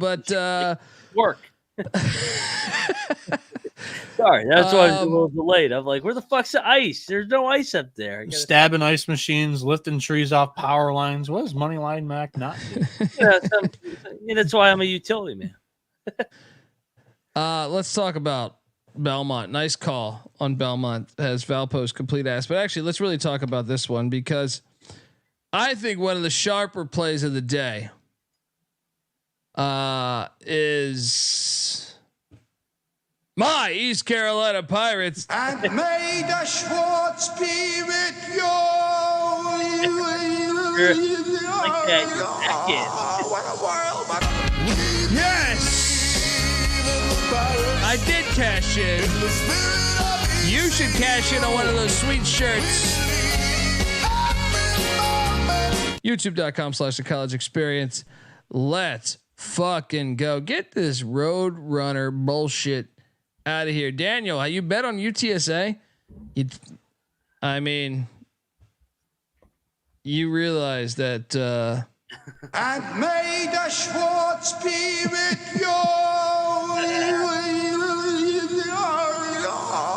what a world. That's a great clip. It is a great clip.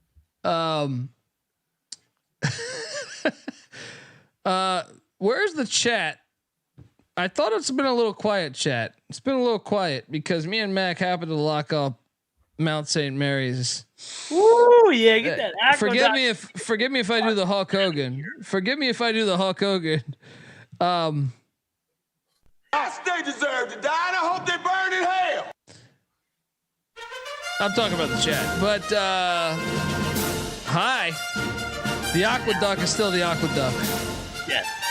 Mount St. Mary's by 17. By 17, folks. Let's go. Got their ass, baby. Get this Quinnipiac bullshit out of here. People were saying there's a difference between them. I'm telling you, Mac, Fairfield's coming out of there, man. Fairfield or someone else. I'll take the field. I'll take the field over Quinnipiac in the in the conference tournament.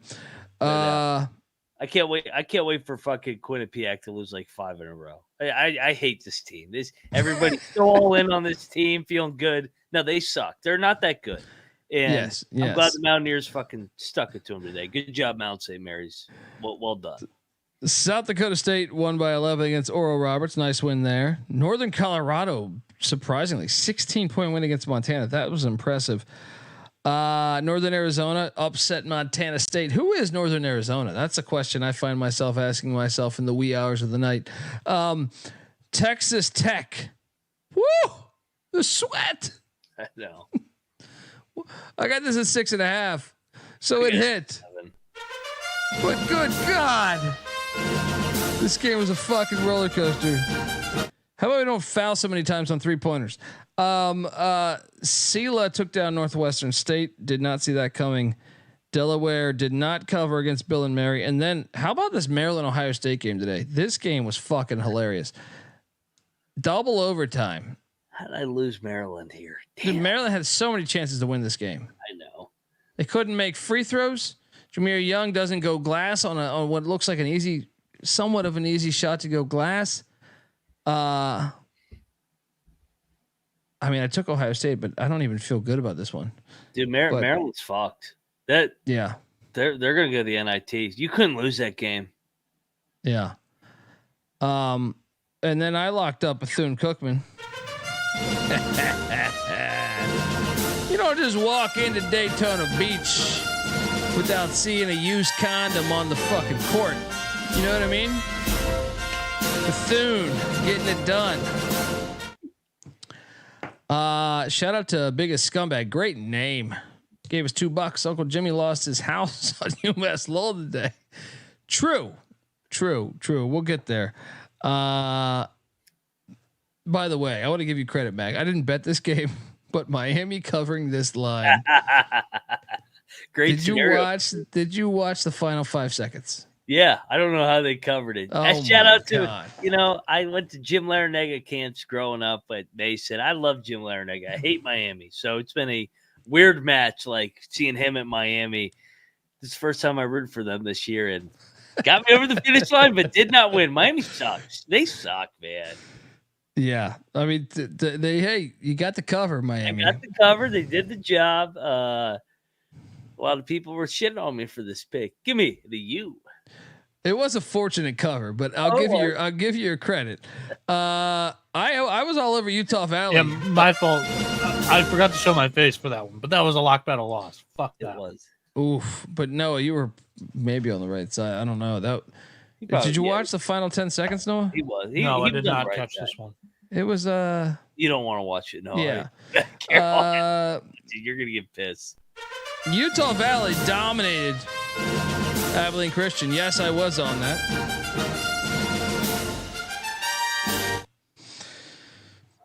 And now we can get to the elephant in the room. NJIT 71, UMass Lowell 64. I couldn't believe you said this. I was like, no, don't do it. What do you mean it's NJIT? Like okay, I had one thing not to cover. But life savings? I mean, that's a little. Well, I mean, it depends. I don't have much life savings. I mean, if you're fucking Joe Schmo out there with when you're working with, there you go. You got my house for sale. God bless you, Lowell. What in the fuck is going on? NJIT beats Vermont and fucking Lowell. What? They're the top 2 teams. Like I said, conference. my mother's here for a reason, and she paid for my lemonade today. If you beat Vermont and Lowell in back-to-back games, you're live to win the AE tournament, correct? Absolutely, 100%. Yeah, and it wasn't even close. They were up like 15 at halftime, man. And this wellness center that they have there, they're doing something. I need the bet detective on the case. Maybe they're putting poisonous gas in the opposing locker room or something. Something's up because I don't believe this shit. Horrible pick by me. I really can't believe this. I've been doing this show for a long time. Hey, 249 people out there. I remember when it was one person out there. NJIT's never been really good. Never. I feel like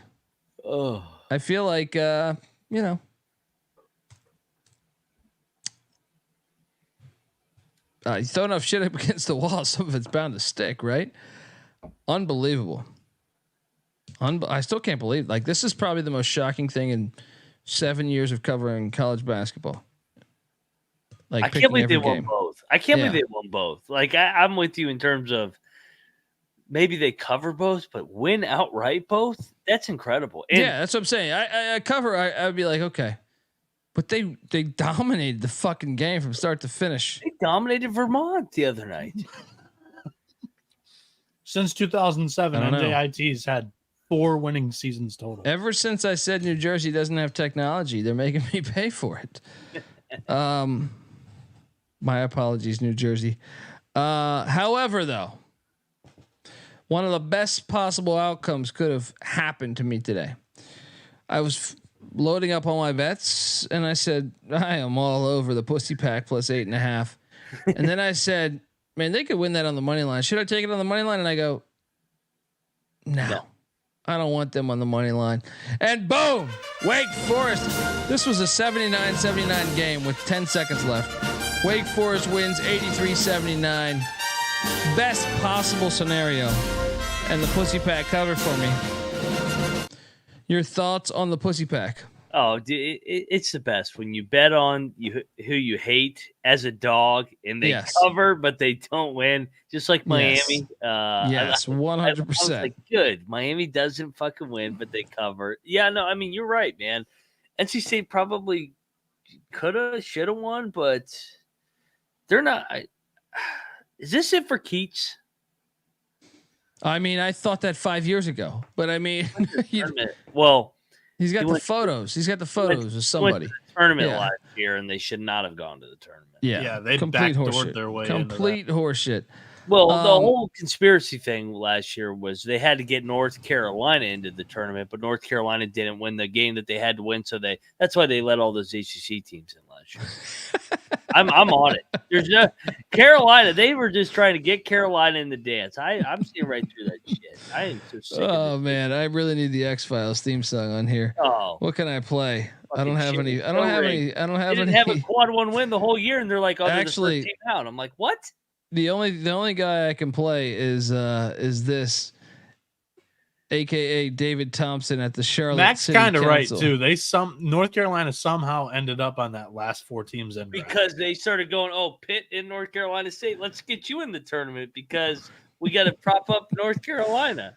Like, this shit's all fucking rigged. I see right through the shit. Of course they're gonna. I mean, come on. Anytime you don't have all auto bids, and I don't know where I can't find the fucking clip. But how about this? I know it's here. I know it's sitting right in front of my face, but I'm stupid, very stupid. Colby, Todd Andrews is saying you're avoiding lawsuits, like scrolling the soundboard. I am. There's like a bunch of landmines. Right. There's a bunch of landmines. Don't play this one. We're about to get sued. This is Mac. This is Mac. And you're nothing but a chameleon, lemon-headed, coward, terrorist pussy. And I'm after you, buddy. You're gonna pay for it. Good night. Shout out That's to what Todd. I say to Noah Bieniek every time he pushes that ACC kid on. Gary K knows what I'm talking about. Everyone out there, search David Thompson, Charlotte City Council. Thank me later. UNC Greensboro is horrible all of a sudden. What the fuck was that? They lost by 30. They lost by 30 today. 28, whatever. What? I felt like this one. I honestly felt like this was like a top 5 play of the day. Yeah. Top 5 play of the day. Oh my god. But at least you can count on the old hospital to bail you out. Detroit covers. Detroit Mercy covers for us. And all of a sudden, that's 2 in a row, and they're going to cover every single game till the end of the season. I'm telling you, right? Schedule your dates on Wednesday because they're winning this one outright on Valentine's Day. Yeah, baby. Book your reservations for dinner for Valentine's Day. No, book your reservations to the hospital. Get that pacemaker checked. All right, let's go. Take a heart attack. Yeah, UNC Asheville. They're a machine. Pember went for like 1,000 tonight. I was watching some of this. Pember was dominating the game. Nice win for Asheville. Houston 67, Cincinnati 62. I even feel like that score was a little deceiving. What'd you make of this game? Nice backdoor for Cincinnati. Yes. So Cincinnati had the lead at halftime. This was a typical Big 12 slug it out back and forth. I mean, you give Houston a lot of credit. They found a way to win that game. That crowd was unbelievable today. That was an old school Cincinnati crowd that was ready for Houston. Great win, Houston. Cincinnati's good, man. Though they're a pain in the ass to play against. Yeah. Bakersfield hit against Fullerton. St. Francis hit against Stonehill. I know we're going to be talking game balls in a minute here. Gonzaga 89, Kentucky 85. You win a lock battle against me and Noah. And basically everybody in the chat. You guys were not alone here. This is the first time they've lost 3 straight games at Rupp since 1966. To give you an idea, folks, pretty sure you couldn't drink from the same fucking water fountain in 1966 in Kentucky. If you know what I mean. That's fucking unbelievable. The water fountain thing is unbelievable too. But I'm saying the outcome of this game is unbelievable. What a win for Gonzaga. Needed it, man. Is Calipari going to get fired? They don't want that buyout. I don't think he's going to get fired, but at some point they have to have a real conversation. This Kentucky team, once again, overrated. What's that buyout this year? I know last year was absurd. It's kind of, I think 33 million. I heard.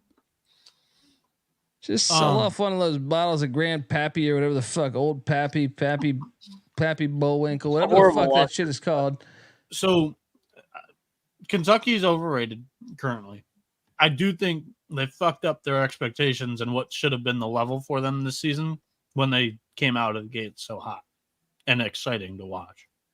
Because they're pretty entertaining. I can't wait till I talk myself into betting Kentucky in March. No. Nobody's going to do it. Everybody's so out of Kentucky right now. They got to get to March. They'll get there. But I think they're still comfortable. They're fucking soft right now. They got some front. They got a lot of front. They got Chris Beard and Ole Miss on deck. I'm sure they'll win that game. But after that, they go to the jungle. Then Baton Rouge. They could lose in Baton Rouge. It's a tough road ahead, but currently I think they're probably like a 9 or 10 seed. Right I think they'll get there too, but I'm just saying. Hey, fuck you, Kentucky. I also decided to bet. I didn't do this defense is trash right now. The last 4 games, 3 of them have been at home. 94 points against them, 103 against them. Vandy scored 77, and Gonzaga scored 89 at Rupp too. Like, that's terrible. Yeah. And shout out to Chad. I did watch that documentary on the guy stealing the Pappy Van Winkle. That was a fascinating documentary. I don't remember what the fuck it was called, but check it out. I Circle of Trust. I threw $100 down on Incarnate Word. They lost to Houston Christian. Dub. Yeah, that sucked. Presbyterian beat Radford. What's up? Real quick, Noah. Is Gonzaga in now? I don't think so. I don't think so yet. They've got 2 more games that they can improve the resume. At San Francisco, at St. Mary's is their last 2 games that final week. They get one of them, they'd have 2 quad wins. I think they'd finish the year 2-5 in quad 1 games. I think that's good enough to get them in. And real quick, I know we're moving on. Shout out to them for playing this game at Rupp. Yes. Awesome. Yeah. No. By the way, did you guys? No. I want to call bullshit though. Didn't Kentucky play in Spokane and not the Kennel last year? Yes. Mm-hmm. Yes. See, that's the bullshit. That's the bullshit that drives me crazy. And Calipari said, Gonzaga swept their ass, baby. But Calipari even said a line. Yep. Saying their stadium only seats this many people. Why would we go there? How about you focus on your fucking team and not the stadium attendance? Yeah. He scheduled the same bullshit deal with Indiana though. Like they don't go to Assembly Hall until like 2029, and his ass isn't going to be a coach. of Kentucky in 2029. So, I was going to mention something else, but I can't remember now. You know what that is, though? Is Kentucky draws a big TV number, so they can flex on that. Yeah. I did lose on Houston Christian against Incarnate Word. Radford lost to Presbyterian. Radford's having a fucking horrible year. I did shout out to GBO Farms for just I bet Tennessee Tech against Lindenwood. And it was everything that you sign up for when you bet, because I thought I was going to lose for a second. But they win in overtime 62-53 and cover. Like the fucking aces they are, GBO. Shout out to those Golden Eagles. Troy smacked the shit out of Kent State. Did you bet that? No, I almost did. Stayed away. Eastern Kentucky got worked by Stetson. Glad I stayed off EKU. And then I locked up Tennessee State -2.5. They win by 3 against SEMO. We battled, I believe, over this one here. Didn't we? Am I crazy? Wait, SEMO lost by 3, right? Wasn't the spread 2.5? I thought it was 4.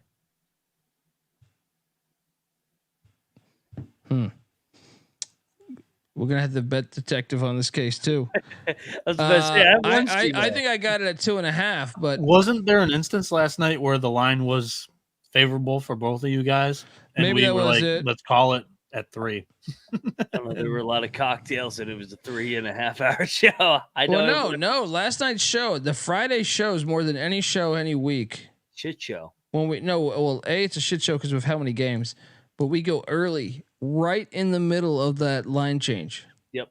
Like when I start the episode to when I am ending the episode is a radical movement in pretty much every game.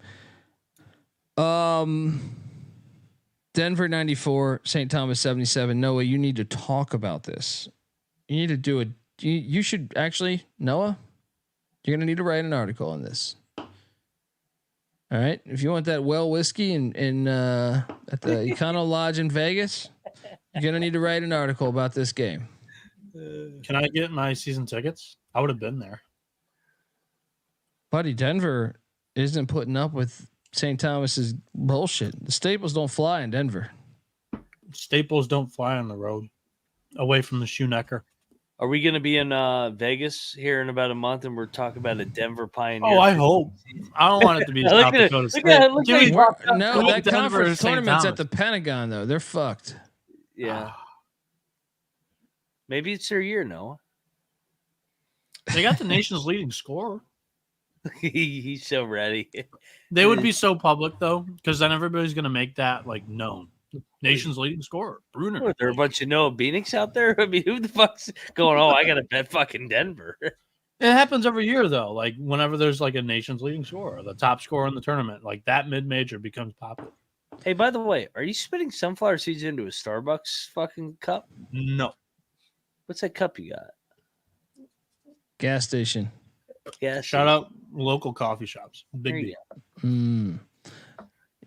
I don't go there for coffee though. You trying to fuck chicks? What's going on? You posting up misconnections on the bulletin board? Hi, Rebecca. I saw you the other day at CVS. I mean, you said trying.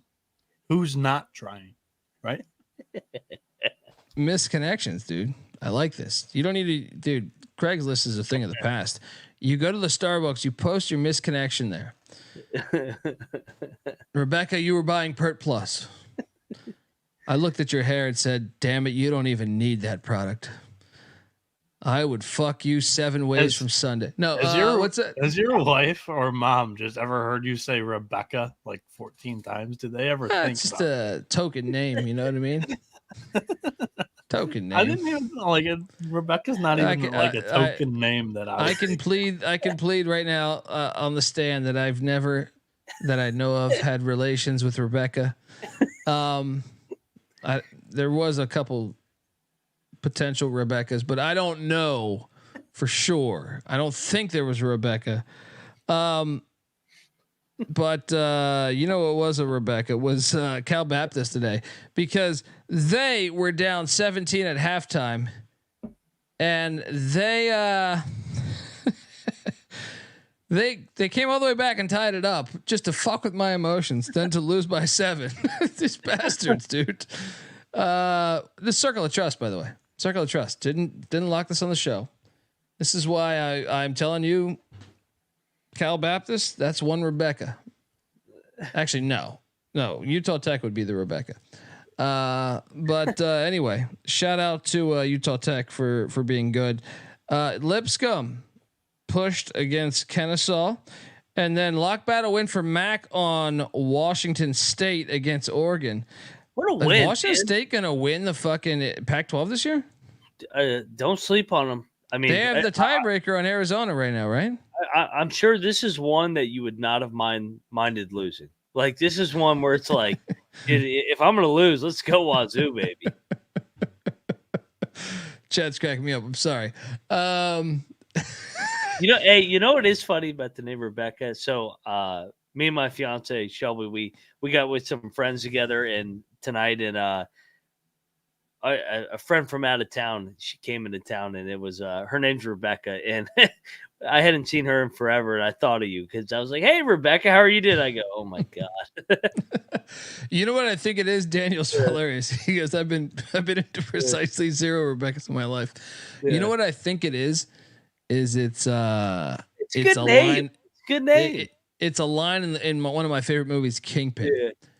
Where the Amish guy played by Randy Quaid and Woody Harrelson's trying to talk him into bowling instead of being a Amish farmer, and he's like, "Let me tell you, your God-given calling, it's round, and you can stick 3 fingers in it, right?" And he goes, "Hey, you leave Rebecca out of this, right?" And he's talking about bowling, and I think that it's been a quote between my friends for like 20, 30 years now. So I think that's probably why it comes up. But anyway, speaking of coming up, Colgate is always on the come up, and Colgate is a factory. Colgate is a factory. System might be failing with the Catamounts, but not the Raiders. Colgate 76, Loyola 62. Weren't we saying that about the flipped order like 2 weeks ago? I know. Something happened at the New Jersey Institute of Technology. Yeah. And then I'll be honest, I Circle of Trust decided to throw a C note on the Hilltoppers as they drilled Jacksonville State. My Hilltoppers have been they've been a cash cow for me. I might move to fucking Bowling Green, Kentucky.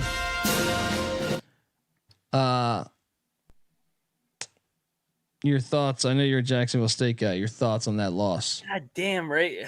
I thought Ray Harper would get Western Kentucky, man. I thought that he got swept by them. I was surprised by this. I mean, this is kind of his Super Bowl. Maybe gets him in the conference tourney, but he's still doing a good job, man. You lose to Western. Western puts more money in their basketball than any other fucking team in that. Well, no, Liberty might. Jackson State's a sleepy team in that league. Nobody wants to play them. Texas A&M Corpus Christi hit for us. It was a little sweaty. Did you catch any of this? Yeah.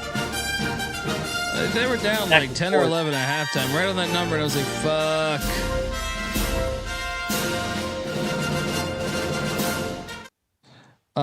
Grambling rolled Alabama State. Austin Peay took care of Queens. We were on that. UCLA Cal. Holy shit. This game was... UCLA's not going to lose again. Dude, UCLA still... I don't know how they won this game because they went like 10 minutes without a field goal. This was a fun watch. And by the way, I don't know what Mark Pope did. I don't know if he dropped acid with the fucking hippies, but all of a sudden this place is packed. This place is packed these days. Mark Madsen. Yeah, what did I say? I said Mark Pope's at BYU. I'm sorry, that was another awkward white power forward. Mark Madsen, all right? Mark Madsen is what I was referring to with this fucking crazy dance.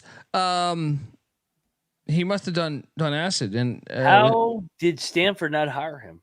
Because like you look at what's going on at Cal right now, That should be happening at Stanford. Yeah. Fans should be excited about sport. Yes. Yeah. I technically saw Stanford win by 30 tonight. That doesn't mean anything. They played Queen James. Which we're going to talk about that later, but I think Enfield needs to be canned. Oh, didn't they make the tournament last year, though? See, this is the problem. When you involve TMZ, now all of a sudden Enfield, who's been a good coach there, they want to fucking can his ass. No, maybe the kid isn't that good, and maybe all the distractions aren't that good either. That seems he's good. Maybe him being the highest paid player in all of college basketball. If you're Boogie Ellis, you're like, I'm way better than you. What in the fuck? That's wrong. But I'm saying like this team they were a valid preseason top 2 team in that conference. You sound bitter because you bought into USC. I 100% bought in. Like they were a good fucking can't team. Fire Andy Enfield. You can't he went fall to the Elite flat Eight on like your 2 face years and ago. 3 fucking conference games and lose to Oregon State. I watched when they had Henry Bibby, when they had all these other fucking coaches. USC was never going to the Elite Eight. Back to baby Jordan days. Yeah.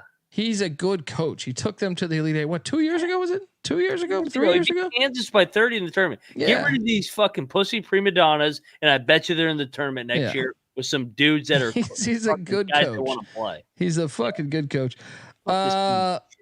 So yeah, we had UCLA +1, so that hit. We didn't lose, but we did push on Furman. Furman was down the entire game. I can't believe they won this game, to tell you the truth. No doubt. And then one of the biggest lemons of the day for me was Bradley. Did Bradley ever lead in this game? No, I mean Drake. Shout out to them, man. Yeah, one of my favorite picks of the day too. I like the Braves too. Unbelievable, unfucking believable. I was stunned. Virginia Tech got drilled by Notre Dame. I wanted to bet Notre Dame. I was kicking myself I didn't pull the trigger. Penn covered against Princeton, and then St. John's. Can someone inform me what essentially happened here? So St. John's was up 13. I think it was 13 with about 30 seconds left before half. I fell asleep with White Tiger. And when I woke up, there was 5 minutes left and Marquette was up 3. And I was like, wait, what the fuck happened? Now, I shouldn't be surprised because St. John's has done this to Marquette already once this year, but also to Creighton, also to, who was it early in the year? They've done this about 5 times this year. I can't believe the 8 didn't hit. I didn't know. I'm with you, man. I bet St. John's, and I'm a St. John's hater, but I mean, I was on this. I thought it was a great. They need this game. And shout out to Kalen there, because Marquette does that at home. They did do that to Seton Hall too. Remember that Seton Hall was like whooping their ass at half. Yep. Unbelievable. But I did get a DM where they were calling me a communist, which I appreciate. And I stand I'm pretty content with my opinion that Marquette will lose in the first 2 rounds. And I feel pretty good about that. I'm not talking about the Big East tournament. I'm talking about the NCAA tournament. Stay tuned. I'm gonna go Sweet 16. I think they get around further. Than last year. You're St. John's sake. Rick Pitino is a top 1 coach in the Big East. That roster sucks. They need to close out a fucking game, dude. His team sucks. But they're also He's stupid. A great coach, but they're also stupid. Like I missed a good chunk of the second half when Marquette was making the run. But I can tell you this: in the final 3 minutes, they played stupid. And you gotta, like, I don't know if that takes just another year or two to get team intelligence together. The same thing happened with the Marquette situation in the Garden, where I felt like down the stretch, it's like they had their opportunities. Like they got the lead at one point, and it's like the Creighton game, the fucking Creighton game. That was another one. It's like, if you just play smart and don't fuck this up, no stupid fouls, especially on rebounds over the back, you're going to get out of there. Like, you have like a 90% chance of getting out of there with a dub. But instead, you play stupid. that might take some time to teach. I don't know. I mean, but yes, shout out to Marquette. Great come from behind win like they always do. And I can't believe the 8 didn't hit though. I just the more and more I watch St. John's, I think their team sucks. Like the roster, I don't like their roster. I just think Pitino is going to find a way to be in the hunt because he's Pitino. That's what he's done. And honestly, they're 14-10. It's probably a 10-14 roster, but they have Rick Pitino, who's willed them out of 4 games. Games. They've given up double-digit leads. But they should a lot of fucking games. They should never be in a game with Marquette or Creighton. That team sucks. I don't know. Like you're higher on those two teams than me. I don't think Marquette's a Sweet 16 team. I don't think I think Marquette's great at home. I don't think they're a Sweet 16 team. They don't have anybody near Kolick. I watched Kolick. Sure. I'm like, oh my God. Sure. But I also just think like Marquette is Marquette. I'll probably fade him in the first or second round. That's fair. No, what are you thinking? I know you're in here. Yeah, I wanted to say this because I don't think Pitino likes his team either. And I am starting to really dislike some of the shit that Pitino's coming out and saying. Like, you need salary cap for NIL, blah, blah, blah, free agency, blah, blah, blah. Dude, your name is Rick Pitino. You could have went into the transfer portal and pulled out anybody that you wanted to. Stop feeding me this bullshit. Well, I mean, if they're going to pay. Don't try to sugarcoat Here we go. No. I'll argue this. If we you were don't have saying the this money, when he signed, he'd be able to pull anybody in. He got the Ivy League nation's #1 scorer from Penn or Cornell and Jenkins. But what does the Ivy League not do? Sorry. What does the Ivy League not do? I don't know what you're trying to get at here. My point he had is, any and all the names in the portal to create a roster. He said, this St. John's roster is talented, but they're not my guys. Get the fuck out of here. And now all of them, everywhere else, seems like they're having really good success right now. Well, I'll tell you this. Fair. I'm a huge Posh Alexander fan, and I was a Posh Alexander fan when they had Mike Anderson. I thought he was a Pitino player. I was shocked when he let Posh Alexander go. Same what about David Jones at Memphis? No, I thought potentially that one. But the kid at Boise though. The kid at Boise, I thought could be too. I'm drawing a blank on his name right now. The kid at Boise that transferred from St. John's. Omar Stanley. Yes, I thought he was a Pitino player. Ade Wusu went to Seton Hall. But you also got to realize this: they might have been offering more. I don't care about the offers. They might have been. But that matters. No. What matters is Pitino's name and the status as him as the best coach. No, in all of basketball. No, you're insane. People should be wanting to play for that. You're insane right now. If you really believe that, you're fucking insane. No, I just personally I hate how it's Pitino coming out against NIL and that's because he lost the players. That doesn't just happen. I think he pushed them out. No, you're delusional. Any of them could have wanted to stay for Pitino, in my opinion. No, all that team needed was a good coach. The St. John's team for the last 2 seasons. Why would he push them out? Because he just wanted to rebuild the entire thing. No, Rick Pitino. Why keep one player? I don't know. Why keep Soriano? Every player's situation is different, dude. I guarantee you, though, that money on every player that's all is these coming kids in. Care about money. Dude, Mike Loxley went live today about a fucking third string running back of Maryland. Coming in the locker room and saying, hey, or coming in the coach's office and saying, I need this much money. Yeah. If you're delusional, if you don't think that some of those players that were very good players on St. John's didn't have offers elsewhere. I don't know. I got people in the chat agreeing with me. I made my statement and my point. I don't have anything else to add. So. Well, I mean, you're speculating. You know what I mean? Like to I am. What? You don't know what David Jones was offered? I'm saying Pitino could have went out and got anybody. St. John's paid up for Pitino. They would have been willing to pay up for players too. Let me push back on David Jones. What has David Jones ever done? Right now, he's killing it with Memphis. With an NIT? They're an NIT team. All He's their best player, and he's one of the best players in the country. He loses though. Memphis also, we know they pay players. We know they pay players. So if St. John's is willing to bring in Rick Pitino and not pay players, there's an issue with every St. player John's. has a price. Yeah. If Memphis has FedEx money behind them. I wouldn't kiss David Jones's ass. That's what I'm saying. With I mean, you if can't David just Jones say got like offered that much money. Let him go. You can't just say that. Oh well, he put like we don't know what happened there, and I truly believe that he would not. Rick Pitino, we've seen him come into 1,000 fucking teams in his career. He hasn't pushed everyone out the door. It's not like this is his shtick. He doesn't do that. You know what I mean? Like, I mean, maybe Jones is one that you're right about. I don't know, but I'm saying I do believe this. Every player is going to the open market, and I can tell you this: St. John's hasn't been relevant in a long time. Alumni interest, I don't think it's thriving. They have the fucking money. Roof. They paid don't up have, for Pitino. They don't have Memphis money. It's very evident that they did. They don't have Memphis money, dude. Memphis has a football program. Memphis has FedEx behind them.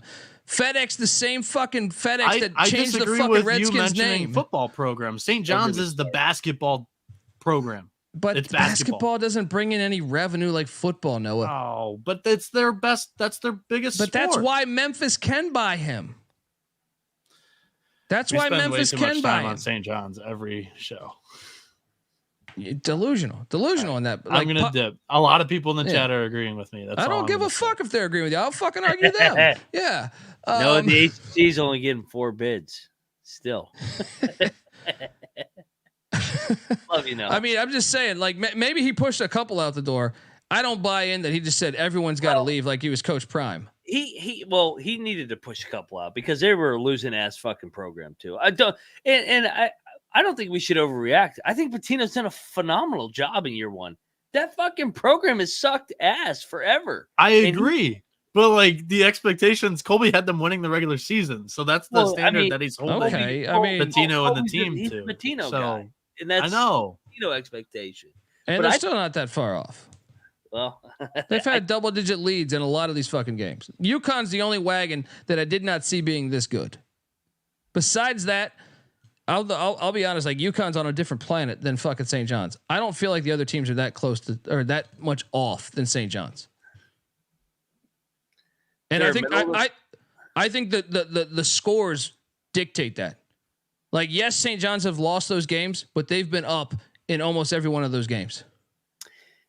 He can only do so much. That team isn't that good, in my opinion. Yes, I agree. He's great. I think he's done a great job. I like to have them. I think they're going to end up in Dayton in the first 4 somehow, or last 4 in, and I think they'll probably win that game because Pitino will find a way to get a game plan together, and they'll be around a 64 exit. It'll be a great year number 1, in my opinion, for him. Yeah, I mean, dude, we're going to the NIT right now if they don't get their shit together. Yep. Arkansas 78, Georgia 75. They covered. Shout out to Arkansas, man.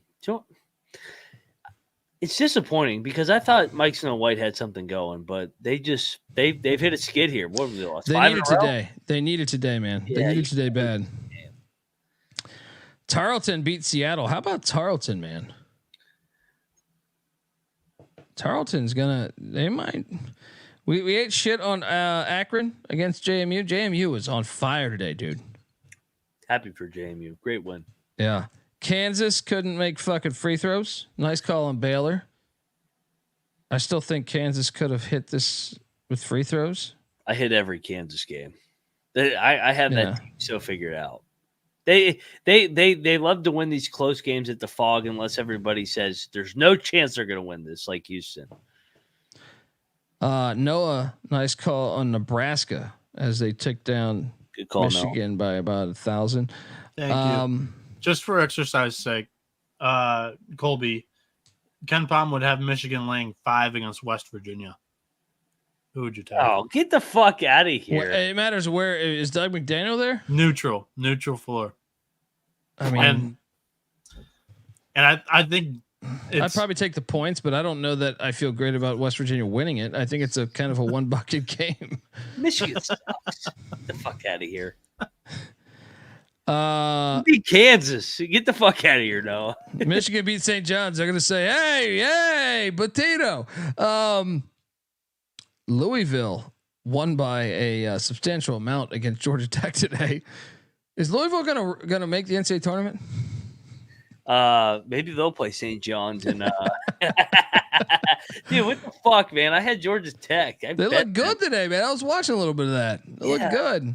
Fucking Wofford took down the Citadel. Like, we keep the job. Wofford took down the Citadel. Southern Illinois took care of Illinois State. Lehigh Lafayette double overtime game in the Patriot. Fantastic. Long Beach did not cover against Cal Poly. We were on that. Bellarmine, did they cover? I think they might have covered by a hook. Didn't bet any of these games. Maine lost to New Hampshire. I did bet this one and I lost. Oregon State got smacked by Washington by 12. Oregon State's one of the hardest teams to understand in all of college basketball. Oh, they're awful. For like a week, they looked like they were pretty good and turning a corner. Now they look like complete ass, only scoring 55 at home. Did cash in on Oklahoma State plus the points. Should have won, man. As they lose by 4. That was fun. I mean, sort of. If I wanted them to win on the money line, even though I didn't bet the money line, I wanted the money line, and then I did lock up Marist picks page lock. Wait, actually, I don't know if I said it on the show last night. Either way, Red Fox got it done against the moving company. Siena beat Manhattan. How about that play? I mean, we didn't bet it, but I'm saying we knew it stunk. I bet Siena. You know, did you? Oh, come on. You know I've been Siena. I don't remember shit. Yeah. It was 154 games. Yeah. Detroit, Siena, both covered, and Buffalo today, 3-0 ATS for my guys. Dude, we ate shit with Wright State though. They suck. I hate this team. And we also I ate shit with Eastern Washington against Idaho. Eastern Washington won. They called off the dogs and it bothers me. Arizona State won at Utah. Also ate shit on that play. What? Utah's not going to the NCAA tournament. Say it right now. No, that's a horrible loss. Have fun in the NIT. Take it on St. John's, you fucking losers. Yeah. And then how about the UNLV Running Rebels sweeping New Mexico? Remember, they also beat Creighton also in the non-con. We should have bet this. They may win the conference tourney. Dude, what is going on here? Yeah. How many teams are going in this Mountain West? Well, 6. UNLV, Nevada, New Mexico, San Diego State, Colorado State, Boise State, Utah State is in the conversation yet. Well, they could win. No, we're saying they could win the conference tournament. They would be the 7th. What are they? 13-9 right now. That would be a nightmare for like most power conferences. If Mountain West got 7, yeah. Kiss it goodbye, Pac-12. UNLV's the kind of team that could win a conference tournament. They're talented enough. They're way more talented than their record. Though? Yeah. Are they consistent enough? But it's in Vegas. It's in Vegas. 4 nights. True. But in Vegas, they've lost to Southern and who? Air Force. And they beat Creighton by 30. Yeah. I don't understand UNLV. Huge win. They deserve a game ball. How about Liberty La Tech? This game was fucking phenomenal. They cover for me on a game-winning 3 at the buzzer with Flaming Lips. This place, look, you can say what you want about Liberty. Personally, I think they're great for college sports. Football, basketball. I think their program is they love their athletics, and to me, that place was insane. Watching that game, I don't know, it was ESPNU, whatever the fuck it was. That was a lit environment. What a game! What's up, I saw something on Twitter. We might have to look into it. Do they get college credit, like school course credit, to go to athletic games? No, that was welcome to UAB fucking around, I think. Oh, okay. It's a Liberty joke. Consider me. I love Liberty, man. I love Liberty. Dude, they show up for their program. I love matter what it is. It's great. Yeah. I mean, they show up. They support their fucking programs. They fucking pack it in. I mean, people just hate on them because what they believe. I mean, because Falwell was jerking off in a corner. Yeah, who cares? I mean, while someone was running train on his wife, it is weird. But yes, I get you. I mean, to me, the fan bases are fucking great. Who gives a shit about someone that's high up in their university? Arizona State. They said we're not talking about Arizona State enough. No, they chat did. No, they're 12-12 now. That's a huge win, though. I'll say that. That is a huge win. But they're not going anywhere. They still have to play Arizona twice. Who's saying we're not talking about Arizona State enough? Daniel? Yeah, Daniel. They had just lost 5 in a row. They had lost 7 out of 8. They suck. They suck. No. Like, congrats. That is a great win, though. That is a great win in Salt Lake City. Yeah. No, we're not. I'm not talking about them. They suck. Again, they benefited after a triple overtime against Arizona. Yeah. So. Yeah. Jackson's. That's where Calipari should go. Oh my God, he would kill it there. Yeah, he would. He would fucking kill it there. Him and the fake tits. That's what I'm saying. It's perfect. Jackson State takes care of Mississippi Valley. Valley covers. And then how about this? All you fucking cowards out there. How many people over the past 3 months left me negative energy? All right, negative comments about my fucking Long Island Sharks. All right, you say Dundee, you keep locking up the Sharks. They don't do shit. Well, the fucking cows have come home to roost. Let me tell you that right now. Because the fucking Sharks took this fucking Sacred Heart team that had no heart. All right? They had no heart from the fucking start. The Sharks ate it when they arrived at the Wellness Center. And the Sharks continue to be a fucking wagon. They win by 17. In my opinion, Rod Strickland's coach of the year. He's coach of the fucking year. Anyone that goes into the Steinberg Wellness Center. And shall I remind you that Mary Mack got off a very lucky, questionable calls down the stretch. And I shall remind you that they are 500 at the Steinberg Wellness Center, and they should have a winning record because of that Mary Mack bullshit.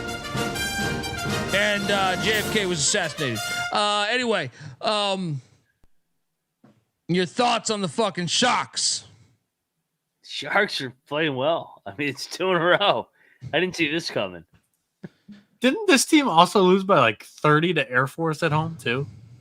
Bus was late. Bus was late. Who would have thought? The bus was late. Chat's kind of empty. Tournament. Chat's kind of empty on my fucking Sharks. All right. Are they going to win the conference tourney? I'll tell you this: they have better athletes than a lot of their conference mates. Yeah, their coach sucks. So yeah, like there's a couple guys where you're like, "Whoa, he can jump, he can shoot." Yeah. Virginia 80, Florida State 76. Virginia's gonna win the ACC. This is fucking hilarious. It's like I've been saying. This is hilarious. Tony Bennett is such a better coach than anybody in that league. This Carolina is fucking hilarious. Yeah, Virginia wins ACC again. And they're knocking on the door. Carolina won, so Carolina's still in first, but they're right there. Idaho State. Carolina. I think it's soon. I think it's like in the next week or two. And for what it's worth here, Virginia is only like an 11 seed right now in bracketology. Well, Virginia's got Pitt, Wake Forest, both at home this week. That's a win-win. Then they got to go to Blacksburg.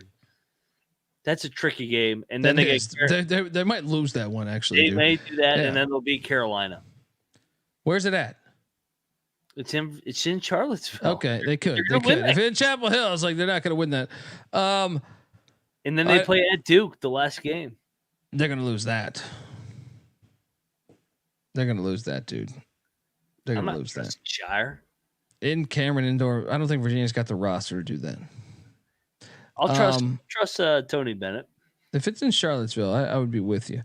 Yeah. But Idaho State takes care of Portland State. How about Texas A&M? We locked up Texas A&M. The buzzsaw. They're in now, right? They're in. Let's go.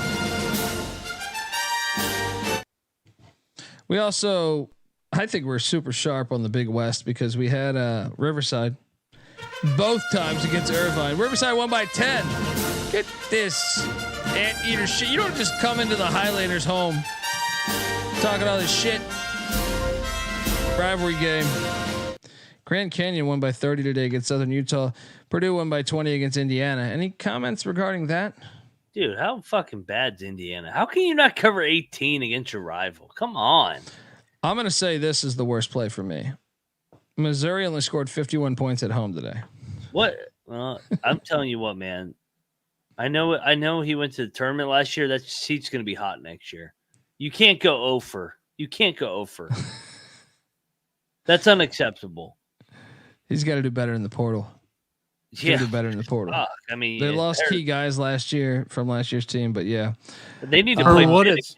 For what it's worth, they have like a top 3 recruiting class right now. I know the recruiting rankings and all that bullshit, but I mean, when Missouri and Rutgers are in the top 3, next year could be fun.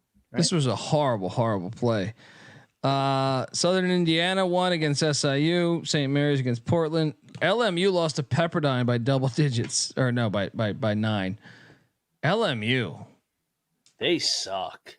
What in the fuck happened? I don't understand. Terrible. UTEP absolutely destroyed New Mexico State. That was a little surprising to me. And then Weber didn't cover for us. I lost $100 on Weber. And then Northridge beats Santa Barbara. What's wrong with Santa Barbara, man? I'm 100% done with them. Yeah. San Francisco beat Santa Clara. I don't know how they pulled this out because they were down 5 with like 20 seconds left, I feel like. And I heard that there was a fight in this game. Is that true? Audience? I heard there was a little dust up. I heard suspensions are on the way. Good. And then I lost $200 on the Colorado Buffaloes. They got fucked up. Tad Boyle sucks, dude. Yeah. And this was the stumper of the night for me. Yeah. Undefeated at home going into this one. Tad Boyle, in my opinion, like he should be credited for bringing Colorado to this point. Yeah. But I also think if you're Colorado, you need someone to take you to the next level. He's not the guy. He's not the guy. Horrible. So loss. That was very impressive. I don't think you fire him. I know everybody in the You chat. can't fire him because this program was so bad before. Yeah. But that's why. But you have to. Tonight sucked. I agree. No, but look, if you really want to be, like, if your goal, which every athletic director should be, we should be, competing for championships. He's not the guy. Conference championships, regular season championships, whatever. It ain't going to work with Tad Boyle. They lose to Cal every year. They lose to teams they shouldn't every year. And to me, this is the most talented team he's ever had, Colorado's ever had, and they look like shit when I see him on the court. He's Fran McCaffery. I think Fran's even better, but yes. Similar. Daniel, Arizona's going to the Big 12 too. Yeah. Damn right. I came away super impressed with Arizona after this win. I mean, because of the home court environment of Colorado, and Arizona had played a three overtime game the night 2 nights before. Super impressed. Like, what do you guys think is the potential on this Arizona team? We've been pretty shy about this fucking question because they get bounced early. They don't live up to expectations. I would never take them ever again. I mean, this was a super impressive win. Like, to win by 20. I think it's more about Colorado than it is Arizona. I don't know. I don't think so. Why would anybody ever take Arizona to win the national championship? Yeah. He had him in there. That's what I'm saying. The courage to ask me, the courage to ask me about what should I buy into Arizona after last season. Fucking losers. He did that to fuck with you, I swear. It was an honest question. It's more about Colorado. Colorado should honestly. This is what I mean. This is like I find myself arguing with myself because I'm like, Tad Boyle put him in a spot where he's got this great team. But if I was Colorado's athletic director, I'd say we're never going to get to where we want to go with him. You have to make a decision now. If you want to you're about to enter a new conference. all of a sudden you're in the spot where you have this roster that you might not ever have ever again. I mean, I guess the angle is that if you don't fire them, or if you fire them, they could all transfer. If you keep them, you might be able to catch lightning in a bottle. I don't know. Either way, Arizona Sweet 16, they get punked once again. They're not going anywhere. They're good, but they need some more shit to them, in my opinion. They need to go through the Big 12 gauntlet. They need it night in and night out. Stanford 99, USC 68. What in the fuck? 40-14. Easiest play of the day. 40-14 at one point. They were up so big early. 55-25 at halftime. Wasn't that it? Like USC's too talented to be that non-competitive, that uncompetitive. However the fuck you want to say that. Like they didn't show up. I didn't watch any of it. The only reason why I score watched this one was because I had a bet on it and I was having a terrible day. I needed it, but like this is unacceptable. Oh yeah, to Stanford. Fucking Huggers. The Huggers make an ACC fucking statement over the Big Ten. San Diego and Steve Lavin cover against Pacific by 0.5 point. Ridiculous. Utah State. That was a great play. They destroyed Boise. The Mountain West is so fun. BYU. I counted this as a win. They collapsed. And then I look and I see K-State fucking covered with 7 minutes left. BYU was up like 19, 16, something crazy like that. Cowards. But then at least I hit with all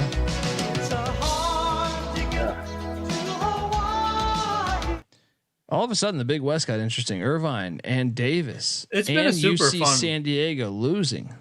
Been a super fun conference the entire year. It is. We kind of saw this. It's one up. coming, right? It's up a little bit. It's not normally this good. For sure. Yeah, game balls. 2.5 hours in. Cool. All right. Told my wife this would be a quick 1 hour show. You knew it wouldn't. No, you didn't. Something like that. Just blame it on Mac. He's drunk talking about fucking college hoops too much.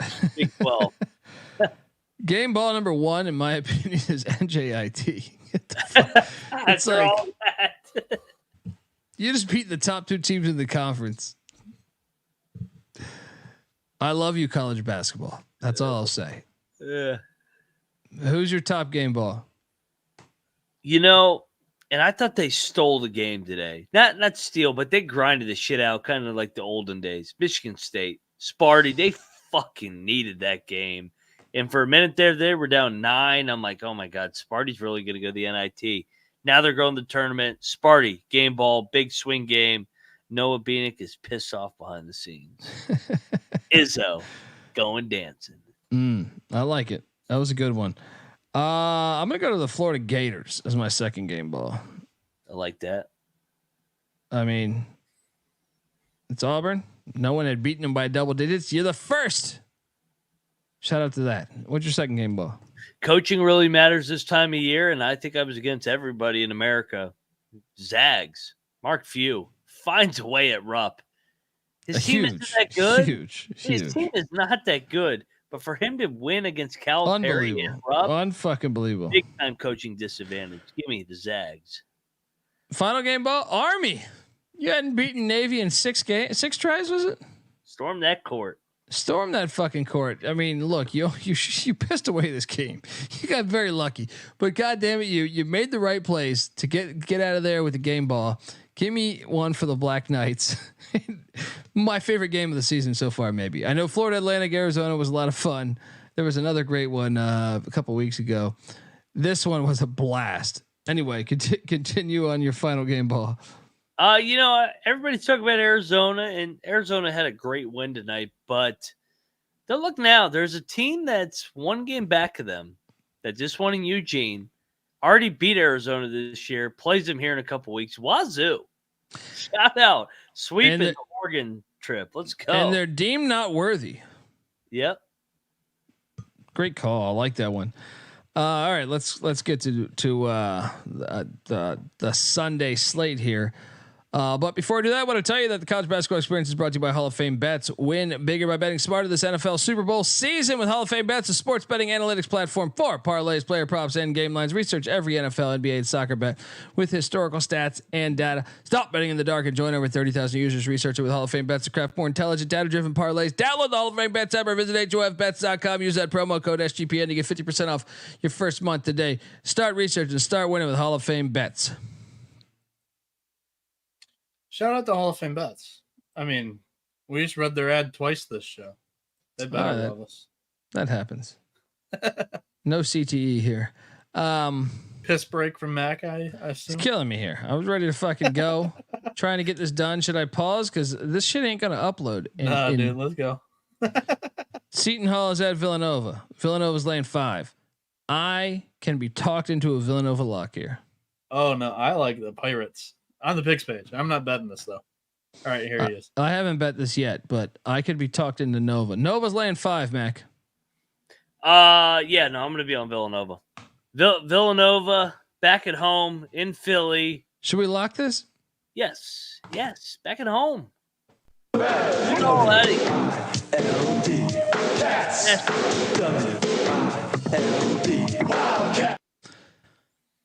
Florida Atlantic's laying 8 at Wichita. No. Give me Wichita plus 8. There's not that many games. Give me Wichita plus 8. What are you doing here? FAU's off the loss. I don't give a shit. Back-to-back road spot. I lean to Wichita, but I'm not betting this. Penn State is getting 8.5 at Northwestern. Give me Penn State. I don't love it though. That 20-0 Ohio State scores just reminds me. Yeah, I'll take the points, but I don't love it. Both teams. I mean, Penn State's red hot. I like Northwestern. Lay it. Noah? This is almost becoming a system play for me. Cocktail Napkins got Northwestern minus 11.5. Ooh. Penn State is stringing something together here. Rutgers, Indiana, Iowa, 3 W's in a row. This is the true test to see how well of a job Rhodes and company has been doing lately. I'm locking it up. Give me the Wildcats. There we go. I like that. No, nice.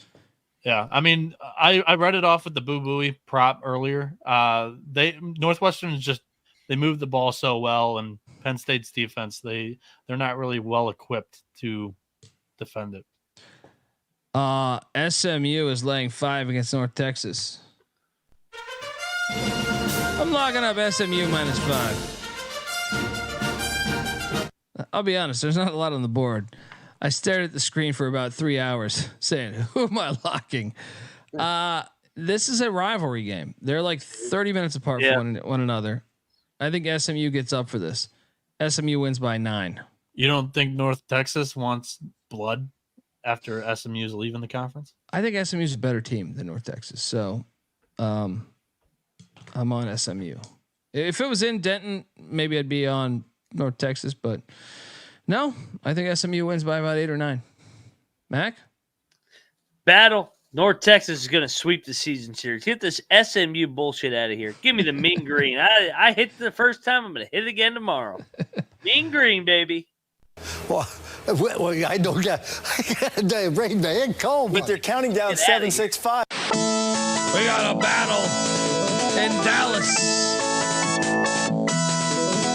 Mac riding with the Mean Green. Dundee riding with George W. Tulane is catching 8.5 at Memphis. Yeah, I'll take Tulane. Block. There's not much out there. I have to do this until Memphis proves me otherwise. Give me the 8.5. I don't love it, but there's not many games left. What are you doing here? Another battle. I am rarely going to go to Memphis here. I love Memphis. I think they blow out Tulane. This is the spot that everybody's out on them. Give me Memphis. taking the Tigers of Memphis with Stansberry against Elron Hunter in the Green Wave in Dundee. Charlotte's laying 3.5 against Temple. Oh my God. Oh, this is beautiful. I'm sitting there saying, am I really going to lock Charlotte? Because this line stinks so fucking bad. I'm taking Charlotte. I might bet this. I don't know. The line stinks to high heaven, like to high fucking heaven. Mac, what are you doing here? Going right back to Temple, man. I mean, Temple loses every game by the spread by half a point. They are going to blow out Charlotte tomorrow. Let's go. Temple, lock it up. I'm sick of losing by half a point. They are on the right side tomorrow. Get the Charlotte shit out of here. Let down off the. This was the obvious stinky line of the day. Yeah. Everyone, you're just sitting there like, what? Yeah. No, what are you doing here? This is a log battle for me. I'm diving in. Charlotte's minus 8.5 on the cocktail napkin. Short ass slate. I know it smells like fuck, but the 49ers are off the loss to who was it? South Florida. They lost to the first place team in the AAC. They're bouncing back here against fucking Temple. All right, I'll join you. It was Heartbreak City the other night. Dundee, Bieniek with the clits. Mac riding with the Owls. Rhode Island's catching Mac, 11. That's not what you do for an owl. You got to turn your neck 360. That's what I want. Okay, that's about. Rhode Island's catching 11.5 at UMass. Take the points. I might bet this just because I think this line is insane, but I hate taking Rhode Island. But anyway, what are you doing here? Give me UMass. Lay it. I'm not going to bet it though because they're saving something for Richmond on Wednesday. UAB is heading to Tulsa. UAB is laying 2.5. I bet this already. Give me Tulsa money line. Yeah. UAB just had the biggest win of their existence. Tulsa's it's a far trip too. You can't just fly into Tulsa Airport. You got to go into fucking. You got to go to Oklahoma City, then catch a fucking bus out in the middle of nowhere. What are you doing here? Yeah, I mean, you look back at last year at the couple times they played FAU. They lost to FIU and they beat FIU in overtime. Now they get Tulsa. Tulsa, lock it up. Let's go. Yeah. Let down. The line is telling you everything there. Yeah. Iowa's laying 6.5 at home against Minnesota. Lay it. Iowa's going to win by 12. Should we bet Iowa? Yes. Yeah. Let's get this Minnesota shit out of here. Hit the road. Hawkeyes. Iowa by 20. I'm betting the rest of the board. I'm just going to tell you. Bowling Green's winning tomorrow. All right. They're going into that Cajun Spice Arena, whatever the fuck it's called, the Cajun Dome. All right. And I see plus 280. Give me Bowling Green plus 7.5. Sprinkle that money line. Thank me later. The name's Dundee. I know you lost your mortgage payment on NJIT. It's okay. NJIT happened or existed so Bowling Green could happen. I'm fucking this all up. What are you doing here? I will agree with you. Give me the Falcons, right? Let's go. Yes. Final game of the night. Northern Iowa is going to beat the shit out of UIC. I will lay the 3.5 with Northern Iowa. That is also a bet. What are you doing here? That's a lock. Yeah, that's a fucking lock. UIC just fucking won. Northern Iowa. Yes. Get this UIC chimichanga bullshit out of here. All right. Fucking easy. All right, let's get out of here. This show's been going for 2.5 hours. I told my wife I'll be an hour and 10 minutes. Top play of the night. Northern Iowa. That's a good play. Since you said it already, I will then go to my second, Bowling Green. Noah? Diving all the way in. Give me Charlotte. Fantastic. Temple money Folks, we appreciate you rocking with us. Happy Super Bowl. Yes. Happy Super Bowl. By the way, we will do this. Chiefs minus or Chiefs plus 2. Chiefs minus. Mac, what's your play? That tells you how he's feeling. Yeah. When I go to bed tomorrow night, whenever time that is, I'm not going to lose betting against Patrick Mahomes. So that's my play. I will bet the Chiefs tomorrow. I'm not going to get cute and say, "Oh, the Niners could do this and that." I'm going to bet again. I'm going to bet on the best coach, quarterback, and defense. Give me the Chiefs. I mean, I think I think I love the under. Alt line, yes, Gary, and also since we're degens, what do I got here? Let me see what I can do here. Let's go with Rashee Rice plus 950 first touchdown, also plus 130 anytime. Brock Purdy under 248.5 passing yards. Mahomes over 261.5 passing yards. McCaffrey will have over 90.5 rushing yards because they need him. And I also like taking a shot on Valdez Scanting for scoring a touchdown at any point in the game at a crazy odd. Let's go, folks. We are the college basketball experience. Like his entire beast in hit or something. Exact the score. Chiefs. Oh Lord. 24, Niners 20. And just so you know, 24-20. Let's go. I enjoy the Super Bowl, but if you would put Lemoyne on, I would watch Lemoyne over the Super Bowl. Give me the over 17.5 beers drank. This is going to be fucking torture after Lions lost to the 49ers. Give me San Francisco because I thought the Lions were the best team in the NFL this season. Oh my God. Ridiculous. Every fucking square better out there is betting both Mahomes because he's Mahomes and because Taylor Swift's boyfriend is on this fucking team. Yeah, why hasn't the line moved? Give me the 49ers. The Lions lose to the Super Bowl champion. Folks, how did it go back to the Lions? I mean, what? I didn't even know they still had a team. The Michigan Panthers have won more championships than the Lions. Let's get out of here. But I want to say, college basketball, stop being such cowards and schedule a bunch of games during the Super Bowl because we have more than one screen. All right. And the Super Bowl has 1,000 fucking commercials. It's like a 7-hour event. All right. It's like watching fucking Avatar. All right. Anyway, give Noah Bieniek a follow on Twitter. NoahB77_. Yes. And Garrett is right. Lions play in domes. They are pussies. 100%. They are cowards, and their franchise has been dead to me for a long fucking time. And they were never, ever the best team in the NFL. At any point since they went to the Silver Dome. All right. Moneyline Mac's on Twitter at Moneyline_Mac. I'm on Twitter at the Colby D. Let's get the fuck out of here and enjoy a wonderful Sunday.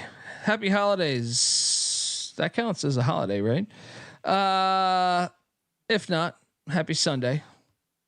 Until next time, this is the college basketball experience. You better start thinking about yours, and we are out of here.